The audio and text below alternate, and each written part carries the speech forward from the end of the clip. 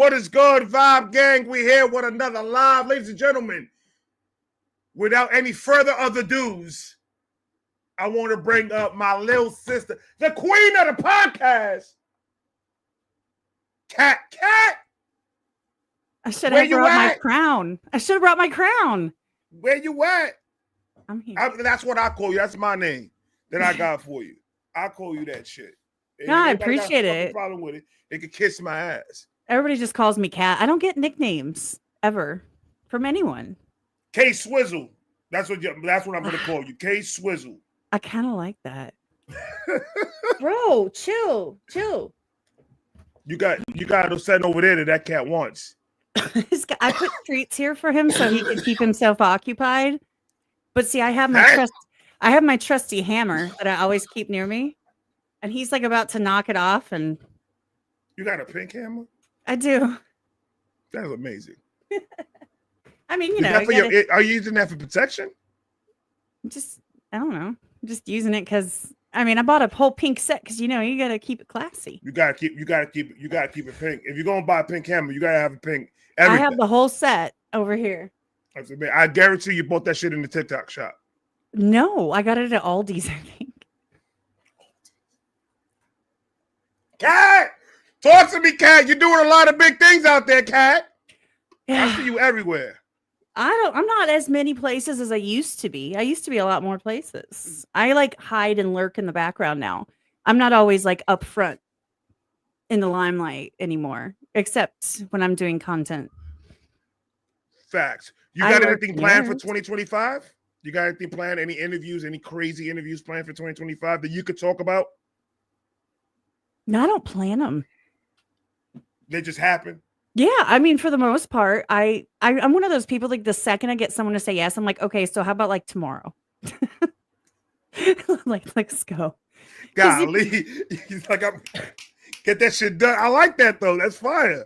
I don't know who has time to wait around and try and figure out their schedule. I don't schedule 2, 3, 4 weeks ahead. I don't have time for that. I schedule about 4 weeks ahead of time. Which is fine. I'm trying to be better at it. I'm trying to be better at it schedule-wise to actually get him back to back. The minute they say, okay, all right, you want to go live tonight?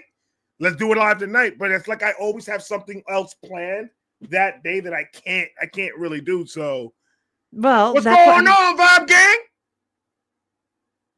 All the people, I see people jumping in. I see people I recognize. I'm super excited. It's people I know. You know that we all run in the same community. We do. I was wondering if there was going to be people I didn't know, and then I'd feel bad that I didn't know them. And oh no, you go know the majority. I will say about 90% of the people in the chat you'll probably recognize. Probably, I know a lot of people because you're fire. That's why. Tell me, 2024. What was your best? What was the highest thing you did? The biggest thing you did for your channel in 2024? For my channel, I kind of slacked on my channel. On my channel, because okay, so the way it worked is I had surgery last year. I had to fix the pearly whites. Okay. But I'm telling you, after they looking clean, they bling. Every time you smile, that shit, the sun hits it, and that's why the fuck there's the snow is melting in the North Pole. And we got global warming. It's because of those teeth. It wasn't a drone. It was just the reflection off of my teeth. The reflection off your teeth. There's no UFOs. It's just me. No. So after the competition in November of 23, I kind of took some time off, and I was also starting to teach myself editing.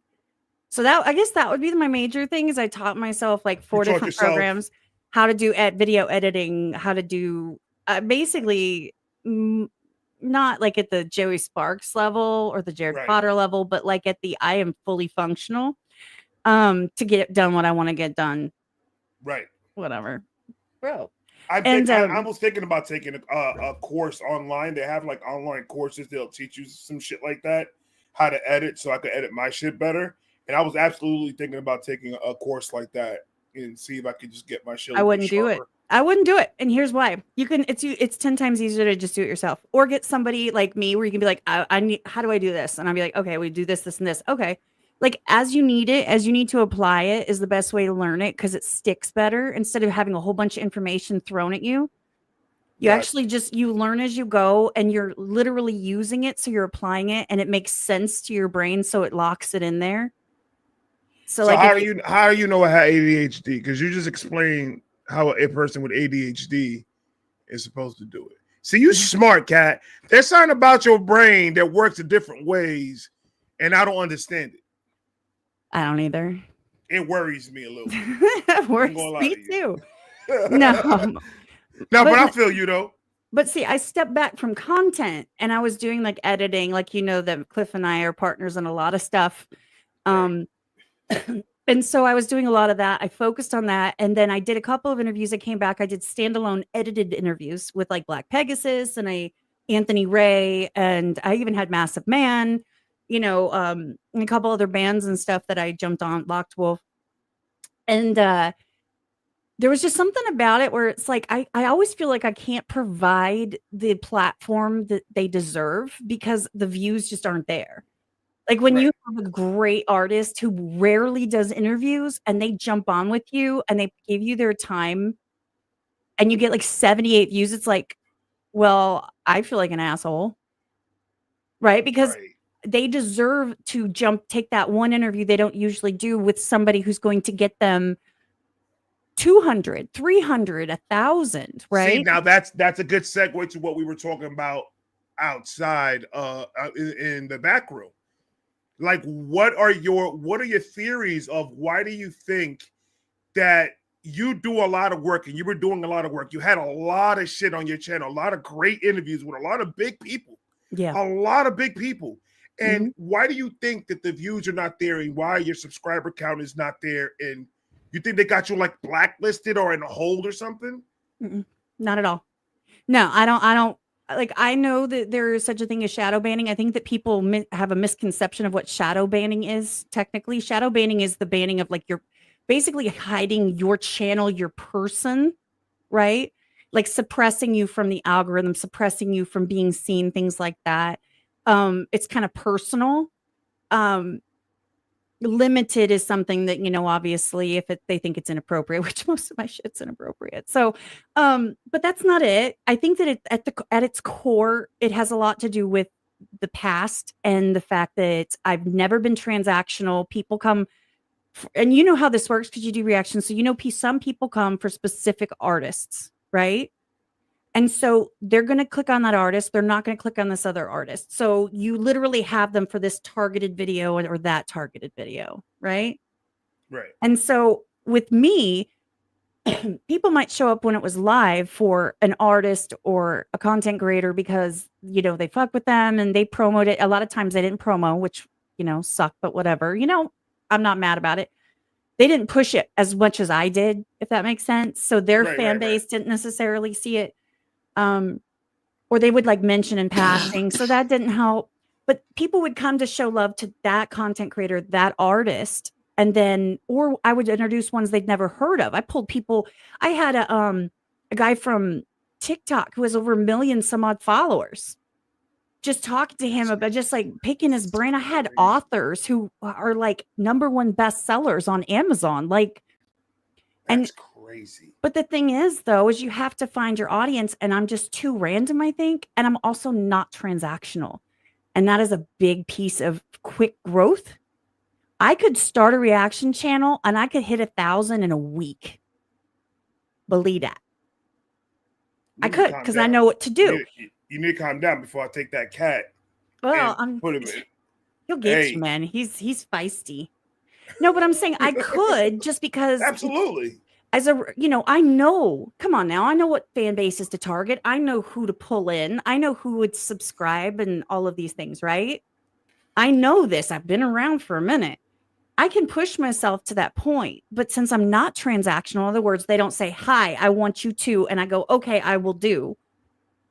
Whether it's monetary or not, I'm not transactional. Right. So people want to get what they want. I don't provide that. I provide what I want and hope you like it. There you go. So that's a major issue. I have my solid core base they show up every time. they support, they drop comments, they watch my content, even if they put it on in the background while they're vacuuming. Like they support me. And they've been there consistently. And I've now grown. I think I'm at like 952 or something right now. You're at 952 subscribers, yeah. I think I'm like right at, yeah, I just got there. And I got like the last 50 in the last month. After what's been like 3 years. That's so crazy. That's what I think. I think that I don't provide, I don't want to say quid pro quo because that sounds mean, like negative. That's not what I mean. I'm saying people show up because they want to see what they want to see. And when they show up with me, they might not see what they want to see. They might just see what I put out there. Does that make sense? You do your own thing. Yeah, I do. You don't follow the normal path. You do your own thing. This is your channel. And that's how it's supposed to be. It's your channel. You're going to put out what you want to put out. And if you don't want to do what everyone else is doing, then that's your job. That's your channel to make that decision. Not everybody else's, but at the same time, it's not like you're sitting over here and you're having like no one's up on your channel. You're having these big names. And it's just like, and I see that, and I'm just like, every time I see your channel, I'm just like, it makes no fucking sense. Like, it doesn't make no sense at all. But now, seeing it that way, then yeah, it makes sense seeing it the way you're seeing it. Absolutely makes sense.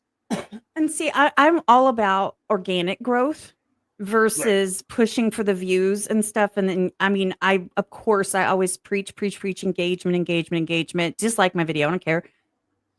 A click is a click is a click. It still counts. YouTube doesn't have bias like that. You clicked on it. It triggered you, good or bad. That works, right? It worked.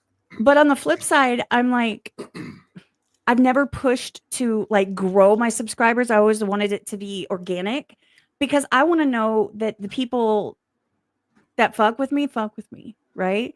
Like, it's not, I want them there for me. Like, everyone says it. We all mean it from the bottom of our hearts. But you know that a lot of subscribers are there for the artists that they want to see. Absolutely. And see, I don't believe that mine are. Like, they're there because they stuck around for me. They showed up around. That's your in the core live base, stream for the artist or the content creator. So, that's why I'm not mad about it. It's cool. I'll get there eventually. I'm gonna push, man. I'm so close. Go subscribe to Kat right now. You have it. And then watch everything like 30 times. I need 4,000. She's at 952 right now. I'm close. I know everybody go over there real quick. If you're not subscribed, go subscribe to Kat. And then just share one of her shits. And be like, hey, yo, go subscribe to her real quick. Look what she did. And just put it in people's faces. Y'all be I have a surprised whole how that shit helps. playlist with like 150 interviews on it. Facts. You're on it. I'm absolutely on it. Me and Shakespeare's on it. On that one. I was going to bring you back again, but then, I was slacking and I wasn't really doing interviews. And it's all good. I'm doing this full time now. So whenever you're ready, man, I'll go up there and give you and accept your 1,000 questions. Now, the whole, these connections you have to get these, is that you just finding them on IG, sending them a message and just saying, hey, I got a page, I want to interview you. Do you want to do it? Or do you have like these connections in the background that you can't really talk about? I have never had anyone connect me with someone else except for Vakota, who is the #1 online beatbox. He's the online world champion, whatever. That was Ben T. If you guys know who that is, if you know, you know. Does the Bush Beatbox Challenge in his hometown. Shout out to him. He got me. He was literally sitting in the restaurant with him and put him on the phone with me. So like, aside from that, I have never had anyone give me a connection. I've made them all myself. I've never had anybody like that I'm aware of. Now, there might have been one or two, somebody might have suggested, but I like, or said, hey, I know so-and-so, but then I always reach out myself. I always say, look, this is who I am. I would love to have you on. It would be totally cool. It's just conversation. It's not like a grill session. It's just, let's just Right. talk. I just want people to get to Sure. know you. I think you're awesome. And some of them I've had people turn me down. Most people respond. Some have turned me down. Some have said, wait until you get bigger. I'm like, and then there's some people that I bet you I could get on that I haven't asked yet, but I'm not going to, if that makes sense. I just, Yeah. There's some connections I don't necessarily want to pull that string on right now. Gotcha. But yeah, I just hit people up in their DMs like, hi. And that's it. And I'm Kat. Here's my channel. And here's the thing is I got all those interviews that I was doing like what, 3-4 a week? Yeah, you would. And I was under 500 subscribers and I was landing these. So you never know. I mean, the worst thing, what's the worst thing that they could do? Say no. Tell you to fuck off. I mean, they're okay. Well, they say no if I don't ask, because not asking is a no anyway. Yeah, absolutely. The only way I get a chance of a yes is if I say something. So I say something. That's fire. I can run my mouth like nobody's business. Is there any interviews? Like, do you want to interview anybody that you're like, oh my God, if I get this one, this will be a dream? Not really. No. Not really. Because here's the thing. I'm a weird person where I'm like, look, I don't want to be so uncomfortable and on edge and like starstruck, right? I don't get that way very often. And I mean, I'm okay. Like if I get Eminem, like, come on now. Like if I get Eminem, I would be. I would love to see that. You and if you're watching. Oh my God. Hit me up. Oh my God. We'll have fun. If I ever see a promo coming from Kat's page saying she's gonna have M on, oh, it's a wrap. Like, that's it. But somebody like that, maybe. But for the most part, if I want someone, I ask. And if I've thought of it, or if I think that they'll consider it, or if there's somebody who I know, I haven't asked everybody that I know, if that makes sense. Most people I've asked have said yes. So that's dope. I mean, I've gotten lucky, but I'm saying it's not that I don't admire people. It's that I stopped branching out as much when I made myself so busy. I have no time between editing my full-time job, being a single mom, my content, other people's content that I helped them put out. Plus we were gaming like 3 times a week for like 3 hours, 3-4 hours. There was no time. Right. Yeah. Yeah. That's crazy. That's nuts. And you don't have any plans, like anything that you're mixing around in your head that you might want to do in the future? Well, the competition's coming. Okay. In the next month or 2. So that's going to happen. I've shifted the scope of my content a little bit, where I've started doing where I go live and I talk about random shit like that I find online. And I put out a couple of videos, like the one about, I have a video about a conspiracy theory about the dead internet theory. They're shallow dives. They're not deep dives. Like, I don't have time for all that. They're just me saying, hey, let's look at this. And then like I Google it. And then we're like, what the fuck are they talking about? I shit on Snow White, the new Snow White. I shit on Wicked. I have 2 videos for those. I have the Wi-Fi thing. Okay.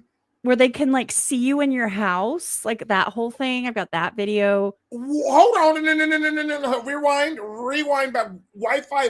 Who can see in my house? Oh yeah, the aliens, Austin. Thanks.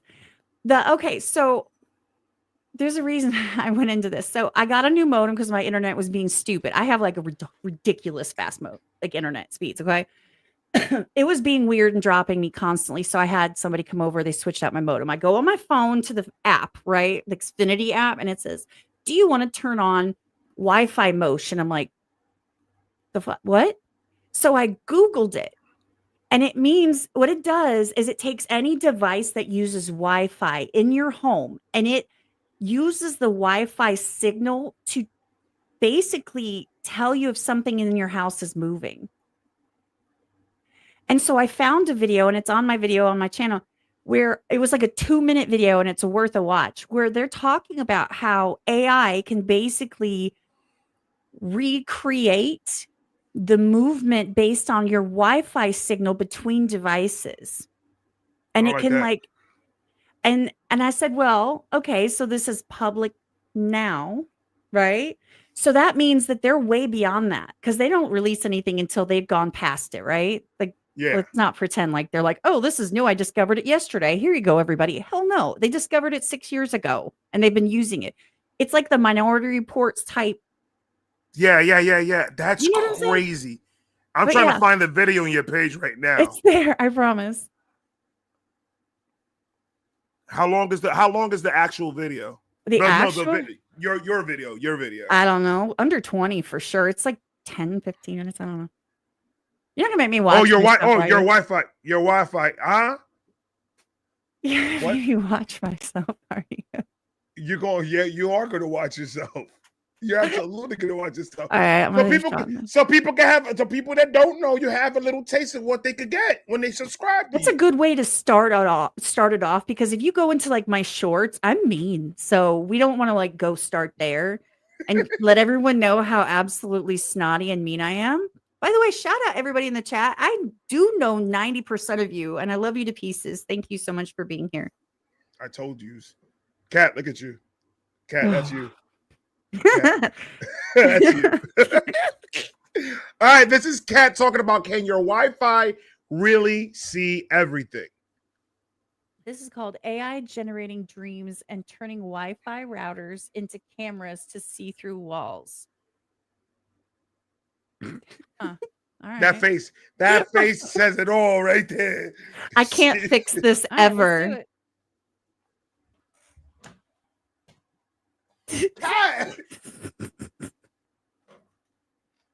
You can always know what I think by my look on my face. I can't fix it. That face was like, motherfucker, what? Hold on. I got to do that face one more time, man. Huh. All right. All right, let's do it. You look like you hesitated to hit that button. I've never done like a reaction to any like a video. The latest paper, the one that happened right. which is already so like, but that face of yours is it's like the fuck, like okay, like the hell. Okay, they talk about to shut off my Wi-Fi right now. Better uses stable diffusion, uses the thing that you use to make art. Like, what should a thing that you use to make art have anything to do with reading your brain? But of course, it goes further. So in this one, they said, can they understand the inner... Hold on, I'm going to move this. I had to move. My OBS was all jacked up. Because I was looking over here to watch it, and I wanted it here so that I didn't look so stupid. I'm putting it on this screen, so I'm not like the whole time. So I can actually watch it. Give me a second. I was like, okay. All right, here we go. So in this one, they said, can they understand the inner monologue, the things you're saying to yourself in your own mind? Mind you, by the way, when you dream, like your visual cortex runs in reverse, so your dreams are no longer safe. Wait, what did you say? Things you're saying to yourself in your own mind. Mind you, by the way, when you dream, like your visual cortex runs in reverse, so your dreams are no longer safe. But we'll try this. So they had... Okay, so when you dream, your visual cortex runs in reverse. So basically your brain is working backwards. So like your visual cortex would go this way if you're awake, and if you're asleep, it goes that way, which is interesting. He's saying it's no longer safe because it's interpretable. I'm assuming is what he means. I'm not 100% sure. I'm saying like you could just like put it, those thoughts that you have in reverse and watch it. Because they're talking about like just mapping your brain. I'm gonna have to look into this type of shit. I absolutely have to look into this type of shit, because that is nuts. Like, I'm gonna start performing at the park. So if you guys want to see me, I'm gonna be at the park from 9 to 9, and I'll see you guys there, because I don't even trust the Wi-Fi no more. I don't trust nothing. He's gonna be in the woods. in a yurt. I would love to. He's Oh gonna my be in a god. yurt. I would love to get a little cabin in the middle of fucking nowhere. The only thing I ask is proper plumbing. If I get proper plumbing, I'm good. I don't give a fuck about nothing else. Just leave me in the woods. You can have the woods. Thank you. I appreciate it, Kat. You're welcome. Anytime. Like, I want a Walmart that I don't have to like drive 45 minutes to get to. I feel you on that because I'm the type of dude I don't like even going to the store that's 5 minutes away. I don't Let either. alone having to drive 45 minutes to go get a Snapple. You got your rabbit as mine. Like they need to have some people in between the store selling shit on the side of the road. Okay, so 45 minutes is 45 minutes. in November, I had one of my friends. She's probably listening. She said she would be. She flew in from Arizona to come hang out with me. That was what she wanted for her birthday. And then my friend from Houston drove in, from North Houston. And I've filled my gas tank. I still haven't put any more in. It's been since November because I don't go anywhere. That key, the minute you turn that key, is gonna cough, and that car's No, not gonna I go was just nowhere. out there with the heat on so I could smoke cigarettes. It's cold. It's like 30-something degrees. I'm cold. Oh, You hell see no. my Right post now- today? I'm all like hiding in my hoodie, like, oh. Right now, it's 62 degrees right now where I'm in Florida. Yeah. It was 76 yesterday. Yeah, I know. And now it hit like 20 something. I'm like, that's some bullshit. No, But no- lately, in the past couple of days, it's been literally. Yesterday was the lowest was 34 where I live. That was the lowest, and then this morning it was like 73 degrees, and I'm like, what the fuck is this? And it just Yeah. keeps on doing that shit. I hate it. Yeah, I went from the Panhandle to here. So I was in the Panhandle until 2018, and I hauled ass, and I haven't looked back since. I was there from like 2015. And I mean, it had interesting weather. It was like basically an extension of Alabama at that point. Right. But over here, generally, I enjoy rubbing it in people's faces that it's like 76 degrees and I'm wearing a tank top on. I posted a short about that. I'm wearing a tank top on Christmas Eve. Like, enjoy that cold weather and your snow while I'm out here chilling, you know? But I ain't gonna lie, I fronted like that when I first moved down over here. it's Oh been my God. 7-8 years, I still do it.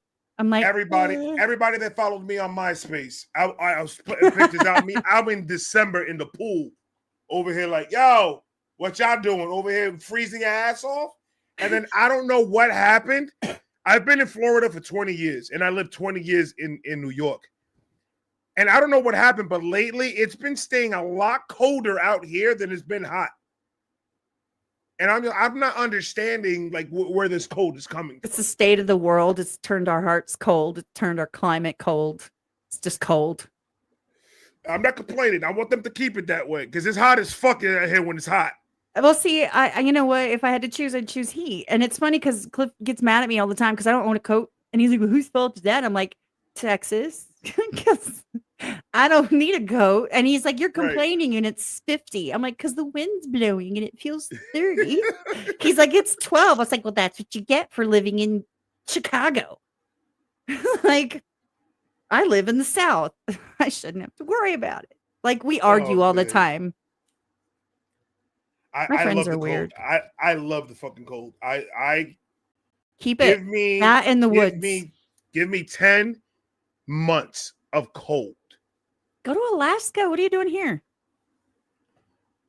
I like where I'm at, and I bought my house here, so I can't. I'm kind of stuck. I can't really go to Alaska like that. But No. if I want to take that Alaskan cruise, though, I tell you that much. I am dying to take that Alaskan cruise. I just watched the Titanic with my 11-year-old, and we Why would just you bring finished that like up? an hour ago. Why So would it's you just bring funny. that You're like a cruise. I'm like Titanic. No, I don't want to do that type of cruise. You don't want I the wanna do- COVID cruises? I You ever want get to stuck do on no- there for 3 weeks? I want. Hey, 3 weeks for free with a bunch of food and bathrooms that work and beds. I'm good. No, I kind of agree. It's kind of how I'm at my house anyway. Well, that's my little bit vacation from my vacation. I got to stay in my room and have food brought to me.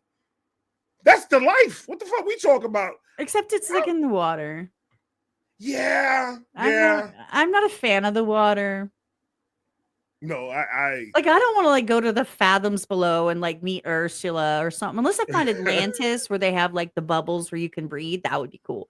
But aside from that, I'm really not interested in falling forever. That doesn't exist. Sure, okay. You think that Atlantis and all that? Wouldn't it be cool if it did? It would be fucking amazing, right? I wish our world was like Marvel and Disney and stuff like shit like that. Actually, as long as I wasn't like a muggle, like as long as I got to be one of the badass cool people. Like otherwise, I don't really care because then I'm like, well, that's fun. You can like see through walls, and I'm just sitting here like an idiot. I'll probably be Ant-Man. So, see, Austin thinks that existed. Thank you. I think it could have. I don't see. Look, I think there's a lot of unexplained stuff. That's why I started getting into some of this weird stuff. Because why not? Like what it was saying there is it literally had. I think it was AI. They had somebody watch like a quick video of like somebody tripping, and that's what's on that video where they like trip, and the AI is like, "There's a girl falls." Like it translating that when they didn't say a word. It's just reading their brain waves and what they're interpreting. And then they go into the Wi-Fi thing where they're talking about, and I was like, well, I wanted this whole spiel on that about murder and is it ethical? And I went into the whole thing. I want to watch the whole video, kind of in a way. You can do whatever you want. It's your channel. No, yeah, it's my channel, but you're my guest, and I don't want to take time away from you by watching you.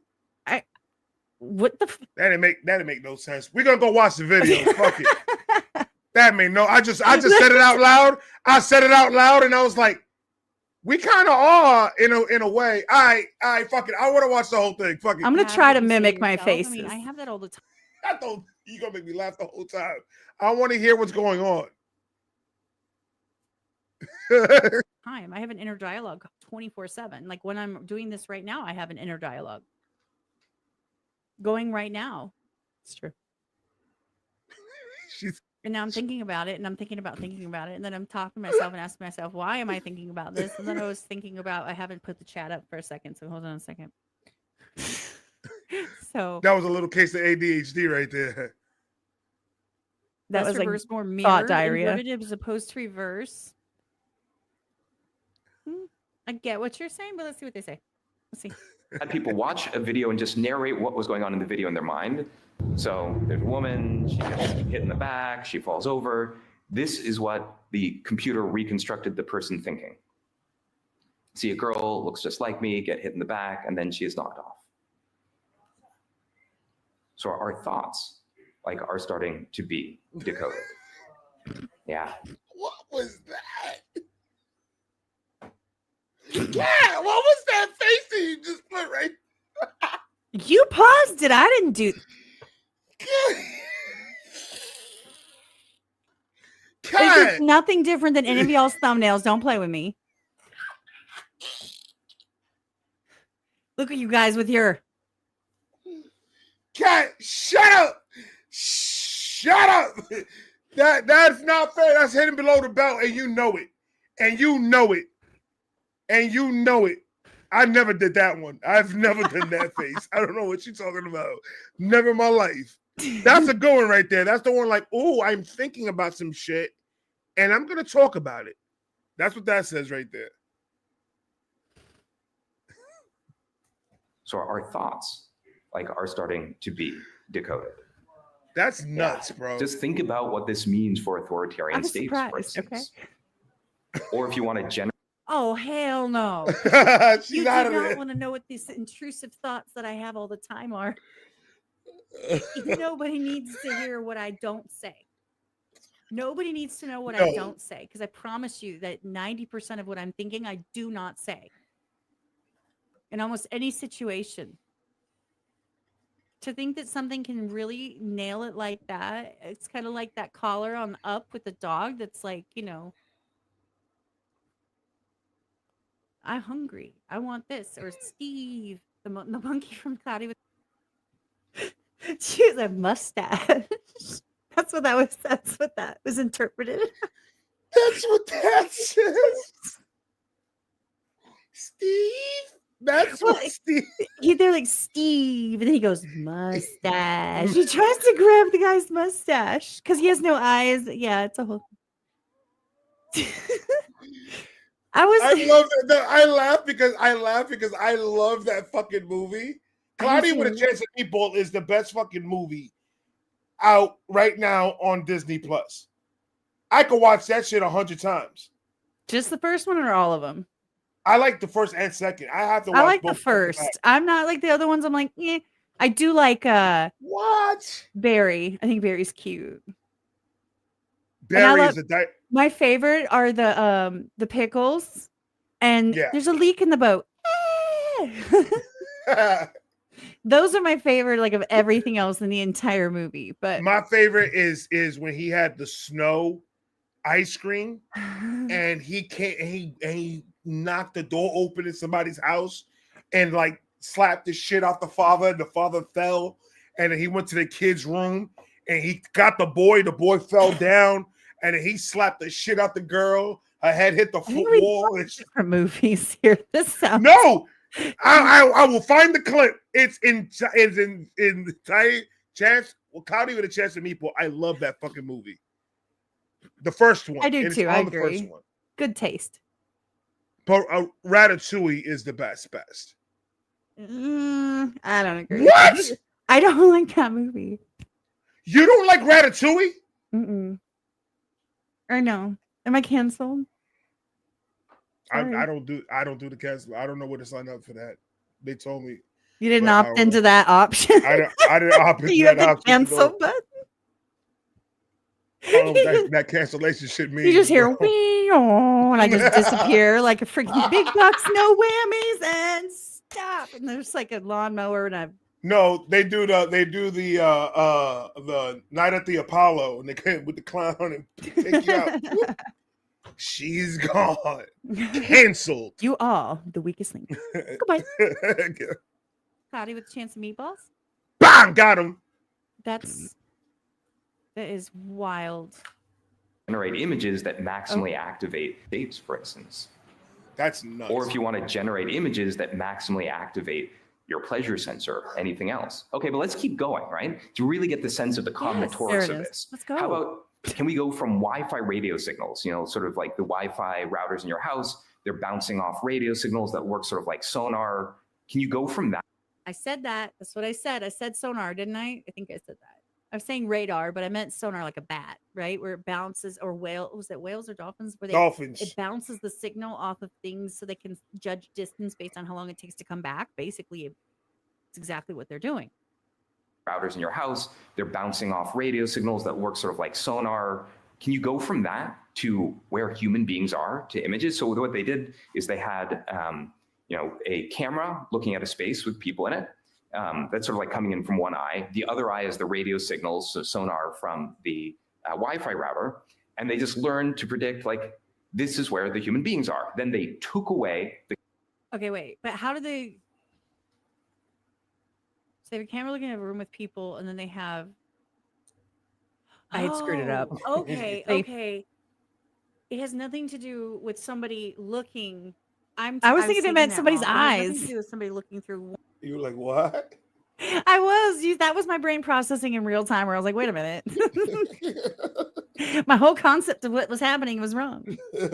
Sorry. Okay. It has nothing to do with somebody looking. I was taking that wrong. It has nothing to do with somebody looking through one eye at the camera and one eye at the radio signals. It's literally the computer is looking through one eye at the camera signal or the camera feed itself, and the other eye is actually looking at the radar or Wi-Fi signals. And as this moves, and it's learning, it's teaching it that this means this, that these are equivalent in different mediums. It took me a second. And they just learned to predict, like, this is where the human beings are. Then they took away the camera. So all the AI had was the language of radio signals bouncing around a room. Which it can read. And this is what they're able to reconstruct. That's fucking Real-time nuts. 3D pose estimation. That is right? nuts. So suddenly, AI has Disconnect the shit, Cat. I'm gonna meet you in the Walmart between Texas and Florida. Fuck all that. I don't want nothing to do with Wi-Fi no more. Cat, why did you bring this into my life? Now I can't sleep. Appreciate you. Well, here's the thing. It's already there. Okay. So by the fact of not acknowledging that it's there doesn't mean it goes away. It's still there. It's still available. And people are still, and okay. So like my Not whole if we go to the purpose- cab. Not if I go to the cabin. True. But that's what drones and infrared's for. So, you know, and my teeth. Cause you know, I make drones work and UFOs shine and satellites and stuff. Are you the reason why my computer is actually working now? Yes. You're welcome. I appreciate you. Huzzah. That is nuts. Oh my God. That is like wowzers. I And don't know see- what to do with this information. I went into it further because I tried to kind of go, and I'm sorry, Wallflower, ahead of time, because I came off kind of like a bitch towards her. I didn't mean to, but it was just in the moment. It was something that was being said in the chat. So it's besides the point. But Wallflower, she's sorry, Wallflower. she knows. I messaged her. I'm like, I'm sorry. Girl. And in the short, I cut it out of the short. I made a short about this, by the way, when I was talking about the whole using it for police work and stuff like that and the ethics of it. I went into all that and I made a short out of it because I was like, this is good shit. You know, This is interesting shit. And this guy with the beard knows what the fuck he's talking about. 3D pose estimation, right? So suddenly AI has turned every Wi-Fi router into a camera that can work in the dark, specially tuned for tracking living beings. That's crazy. That's nuts. okay. So that was basically everything I was trying to say when I saw that pop up on my phone. So they're saying that the difference is they were always able to do this with the signals. The difference is now is that AI is able to interpret it into a recognizable image-esque type output where it can identify it versus, oh, there's something there. It's actually it's a person there. It's able to identify and reconstruct. I mean, quite literally. Okay, so here's a scenario. Can they take this and go to a murder scene? Okay. Pull the data from Xfinity or wherever. Girl, you smart. You smart. They absolutely could do that. No, they probably already are. And that's what me and Wallflower, she was like, well, you know, they already. I'm like, okay, that's not what I'm saying. No, because that's the thing is it's like, and I don't know if I say it in the video or not, but my point, the point is that they could do it. Sure. So we can see it. You can see it applied in that way, right? I can see it applied in that way. But my point is that, is it ethical? Okay. If it's your family member, of course it's ethical. I want you to find who it is that hurt my family, right? Right. And by any means necessary. But of course, what is the level of ethics that it takes to allow that to be consistently monitored and tracked, kind of like a browsing history and all of that, right? And your cookies and your call history, where they can, with a court order, by the way, it is legal with a court order, they can pull that information. Right. And so what if you were, I don't know, what if you were like jacking off or something and you didn't necessarily need that in the court document? I'm just saying. I was busy. Well, then you're there. Of course, there's your alibi. But on the flip side, is it ethical? That would be a crazy alibi. That would be Go a check crazy my alibi. Wi-Fi. Go check my Wi-Fi. I was big off from 9 to 1. That's where it was at. Check the Wi-Fi, bro. Then you're gonna sound like a nut, and they're gonna put you in handcuffs. Literally. No, but that's the thing. But see, on one hand, you can understand that it could be potentially helpful in a scenario where it is worthy and moral, right? But it is immoral to kill someone. If the morality is to catch the killer, is to go into the murder scene, the crime scene. I'm not talking to everybody's house, but the crime scene, pull that data, recreate it, and say, well, obviously it was a chick with boobs bigger than her ass, and she's standing this tall and she's swinging in the, oh, what is that? It looks like a knife. Like, okay, so I That get was that. Nicki Minaj. That was Nicki Minaj. But think about it. Right. Allowing that, we know how this goes. And I go into all this too, where I go into the whole AI thing, where if you allow a little bit of leeway, at first everybody's like, no, no, no, no. And it's in some of my shorts where I'm like, people are like, no, I don't want AI telling me what to do every day, until you put it in an app and you make it convenient and you make it entertaining. And everybody's like, oh, give it to me then. Right. Suddenly AI is integrated with everything that we have. So if we allow it, right? If we allow them, well, in this instance, which is an invasion of privacy, technically, of the person who did the murder, I guess, you know what I mean? So technically, it's potentially unethical, but for good cause. By allowing it, we're opening that door to allow people to be monitored via this Wi-Fi. For a specific example, we're allowing people to do this. And we're saying, you know what? It's okay. It's like telling a kid, yeah, but then being like, oh, but not over there. Do you know what I'm saying? Like, once you say yes, you kind of are stuck. You can't just like backtrack it. That's not how life works. Yes and no, because it's all depending on who is managing this whole entire thing, who's looking over the whole entire situation, and what's being checked and what's being looked for. Because with something like that, we're human beings. There are going to be people that are in charge that are going to be trying to use this type of technology for their own fucking good. Right. They don't care about nothing else. They just their care own about gain. what's going to benefit their pockets, their bank accounts, and their family, and that's Mhm. all they care about. So is having this technology enough? Because we can't find that risk versus murderer. reward. Yeah, Risk exactly. Is the ethical boundary willing to be crossed? Is the risk worth it to push that goalpost a little bit further because of what it can do in a positive light? But then how do we keep it from being abused? Because now we've said, okay, it's fine. They didn't ask me if they could track every signal in my house. People say I checked on Reddit. They said if you put your hand up, it can tell. They said that they can see their cat walking through the house. So if they already can do this, by the way, that was a while back, so it's not new. It's advanced more now. Right. And I didn't approve of that. I didn't sign up for that. It's in the fine print somewhere. So like how do we stop it from being abused? And is it worth the risk for catching, let's say, reenacting a crime scene, for potentially it being used to catch people doing bad things in their home, but they weren't caught? Like I remember bad times in my life when we were up all night, just smoking that meth, and we were just getting twacked out of our minds. And I always thought people were watching me. So it's like, if you reenacted that, you would see us doing that, and then you could could you prosecute? You see what I'm saying? It's just a snowball. So it's an interesting question. It's one of those, oh man, it's a tough question, because on one side, absolutely, you could see the benefit from it. Yes. You could see the benefit of having that.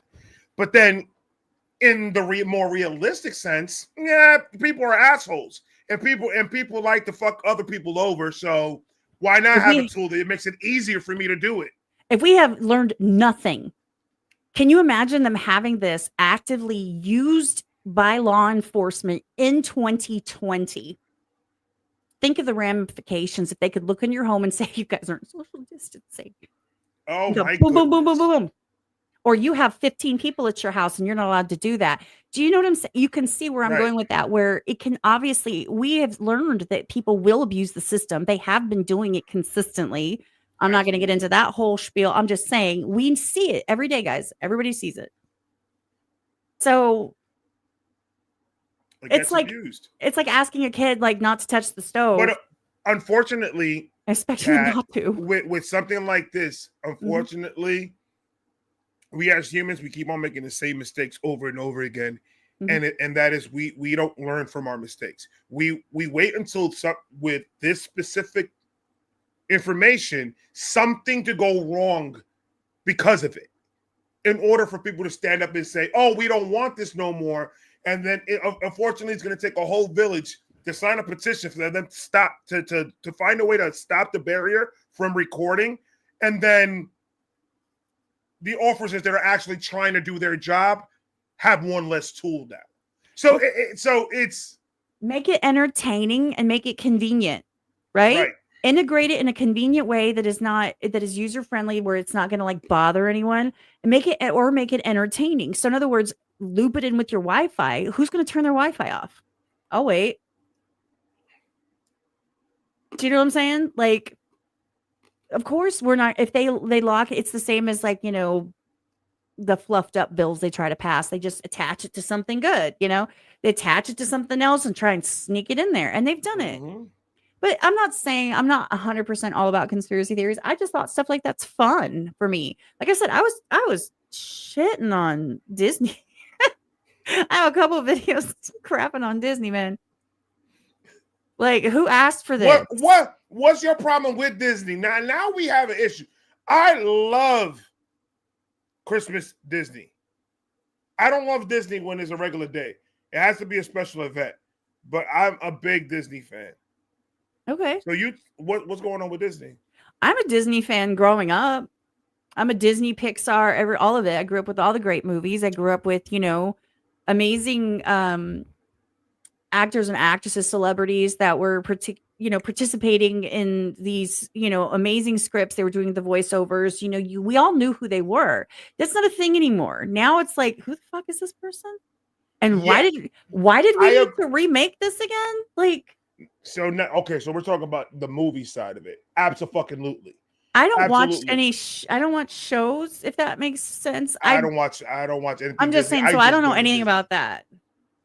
I know exactly how you feel about that shit, because it pissed me the fuck off, because all these remakes that they are making right now, and all of it is just like, why the fuck did you just ruin something that was perfect, exactly the way it was? And now you want to mix it up to make everybody else fucking happy, and you ruined a classic. It makes no fucking sense. Who are they? No. See, I disagree with the statement that they're trying to make people, like all these other people, happy, because they're trying to make, and this is going to come off wrong, so let me just say it. They're trying to make the minority happy. I'm not talking about any minority specifically. I'm saying the majority of people love the movie as is, right? I don't care who they are, what they look like, I don't care about any of that. I'm saying most people like the movie as is. The minority of people in that context were like, well, I don't feel represented. And I'm like, I'm trying to live in a fantasy world. I don't live under the sea. I don't have crabs for friends. Like, I don't need it to look like my fat ass sitting on a rock. I mean, I'd be like Ursula with a mermaid tail. I don't need that.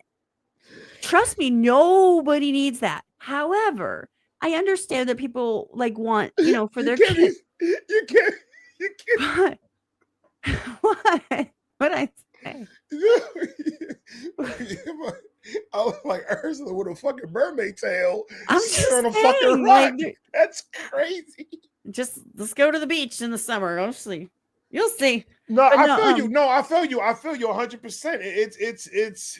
It's a narrative that makes a lot of money. So people make tons and tons of money off of this virtue signaling woke culture, right? So if you say something that is popular and hashtagable, right? And that influencers and content creators, like in general, I'm not talking about our age, because we're not that fucking stupid, most of us. But like the younger generations, you know, I guess they listen to, and they sit there and like, oh, well, you can't, and you can, and you can't, right? And so we need to be represented, whoever it is. If it's like, you know, the cats are like, I need to be represented, and there's more, and then suddenly they make Little Mermaid with all cats. Like, wouldn't somebody go, what the fuck are you thinking? Cats need representation too. Right. It's a fucking mermaid movie, like Snow White. Right. I'm sorry, but Snow White was known. She was described very specifically in the fairy tale, very specifically.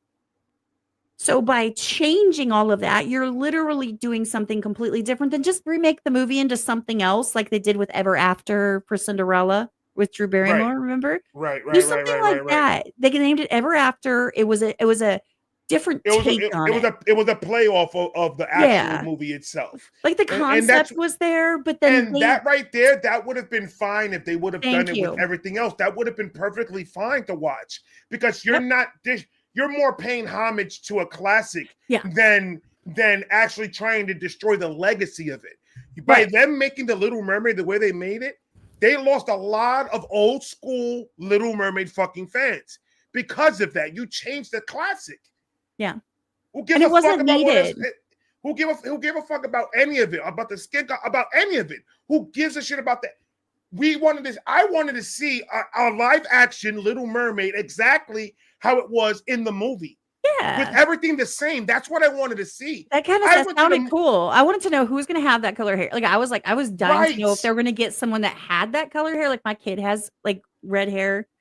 I don't know if they're going to get someone who really did, or if they're going to like dye it. Or I'm sorry. And the girl that did it, she was trash. She was not a good actress. I did not like her in that movie. It was a complete flop. The only one that was good was Melissa McCartney. That was the only person in the movie that I was like, okay, she at least brought some type of entertainment to me in this whole entire movie. Well, she's Prince hilarious. Prince Charming is a douchebag. That motherfucker don't know nothing. And they ruined Ariel. They ruined her. They ruined Enchanted 2. Trash. Hocus Pocus 2. Trash. They ruined them because it was like the worst. I would to see. I'm like, yay, they're bringing it back, and I go to watch them. I'm like, it hurts. What was the one that we were talking about? I went and watched it. That's right. I went and watched it right away. What was the freaking movie? Beetlejuice. The second one, yeah.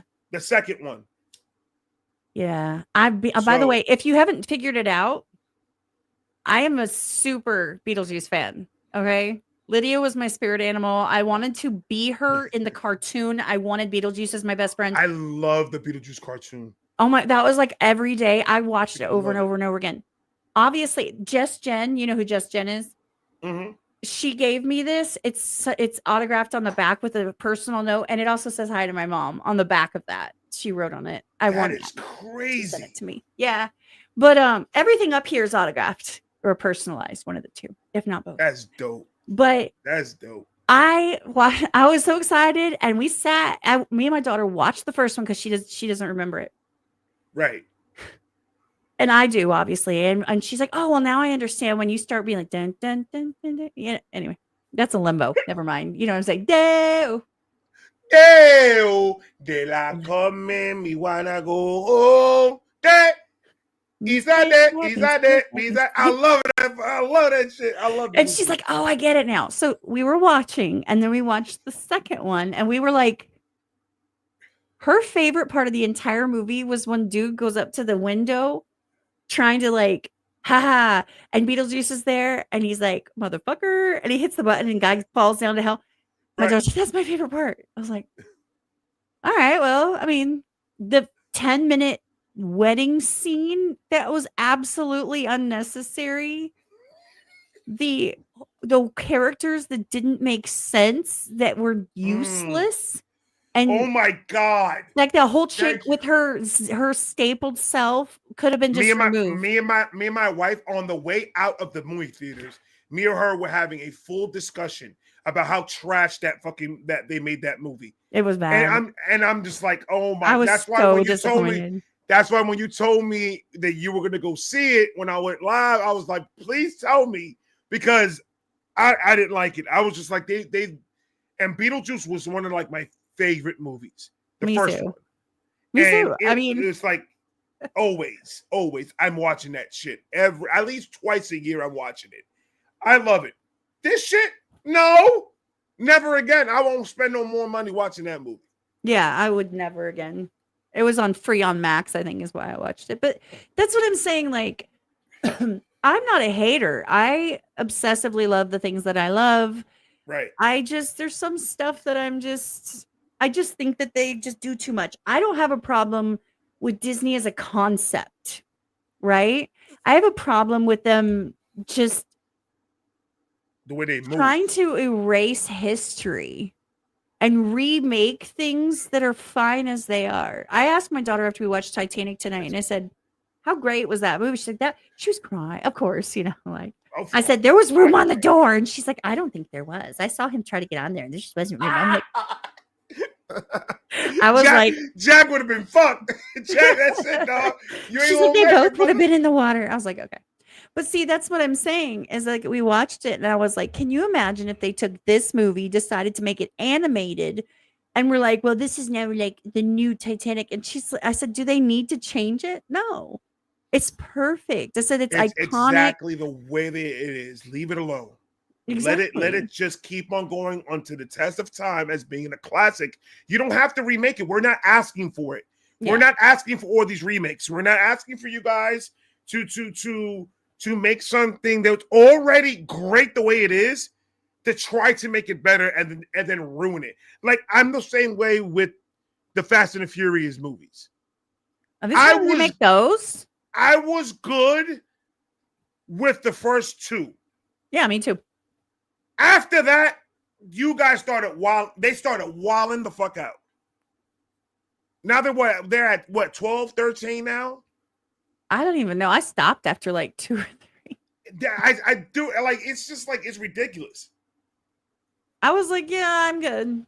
I mean, and I know everybody's like, family. I'm like, I don't know what that means. Vin Diesel belongs in Pitch Black. The movie Pitch Black with Vin Diesel. Vin Diesel was. No, I'm saying that's who he is to me. This whole, there's a family. I'm like, what did you like put Lilo and Stitch and Vin Diesel together and like, oh, Hannah is family. Like, I don't know what that means. So that's what I think of. When people say like, oh, it's family. I'm like, well, I know that's how my brain works. I'm sorry. I try to affiliate it with something I understand. I don't, man. They do some good remakes, like Moana 2, amazing. I haven't seen that yet. Amazing, We're gonna watch amazing. Moana 1 was obviously the best of the best. Yes. But Moana 2, it's very close. It's a very close set, or very close to one. Because I love Moana, the first one. I could see that shit over and over again. Oh, me too. What about Home?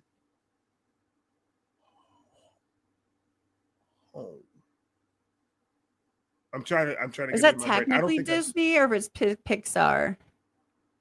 Home is the one with the little alien dude, and they come like take over the Earth. I've probably seen it. I have to see. Like, is it like a green alien or a blue alien? He's purple, I think. Purple. I think I've seen it. Yeah. Yeah, it's cute. It was. I thought it was cute. I had to watch like 85 times when my kid was little. Yeah, a day. Wolflord said it was Pixar. Yeah, I mean, there's a lot that Disney has done, like remake wise, but the classics, like the Beetlejuice, they destroyed. I don't like that at all. The Ariel, like. Melissa McCartney was the best thing in that movie for me. Mm-hmm. That was it. They didn't represent Ariel the way I remembered her. Now, was Maleficent Disney? Because that's my jam. Maleficent, I think, is Disney. Yeah, okay, because Maleficent is my spirit animal. Like anytime I get to dress up as something, like sometimes we'll take our Discord and we'll like dress up for Halloween. We'll all change our avatars, and I'm always Maleficent every time. I fuck with all. Pixar is amazing. All the shit that they do in Pixar is Monsters Inc. Pixar. Yes, I know that one's Pixar. So Monsters Inc. All the Monsters Inc. are well, not all of them. Well, yeah, they have the college one, and then they have those are freaking dope. Pixar is dope. Pixar's got a lot of shit. I'm watching you. But Moana is like that's my. I love that movie. I absolutely adore that movie. And for a minute there, I kind of liked Encanto, but not that much. Like, it was one of those I got sick of. I don't think I've seen it. It was good. It was pretty good. We went to Disney, me, the wife, and the kids for Christmas at what is it called? Mickey's Christmas party. Oh. That's what it was. And we went to that, and they have this new Princess and the Frog ride that if you guys ever go to Disney, ride that fucking ride. It's like the movie.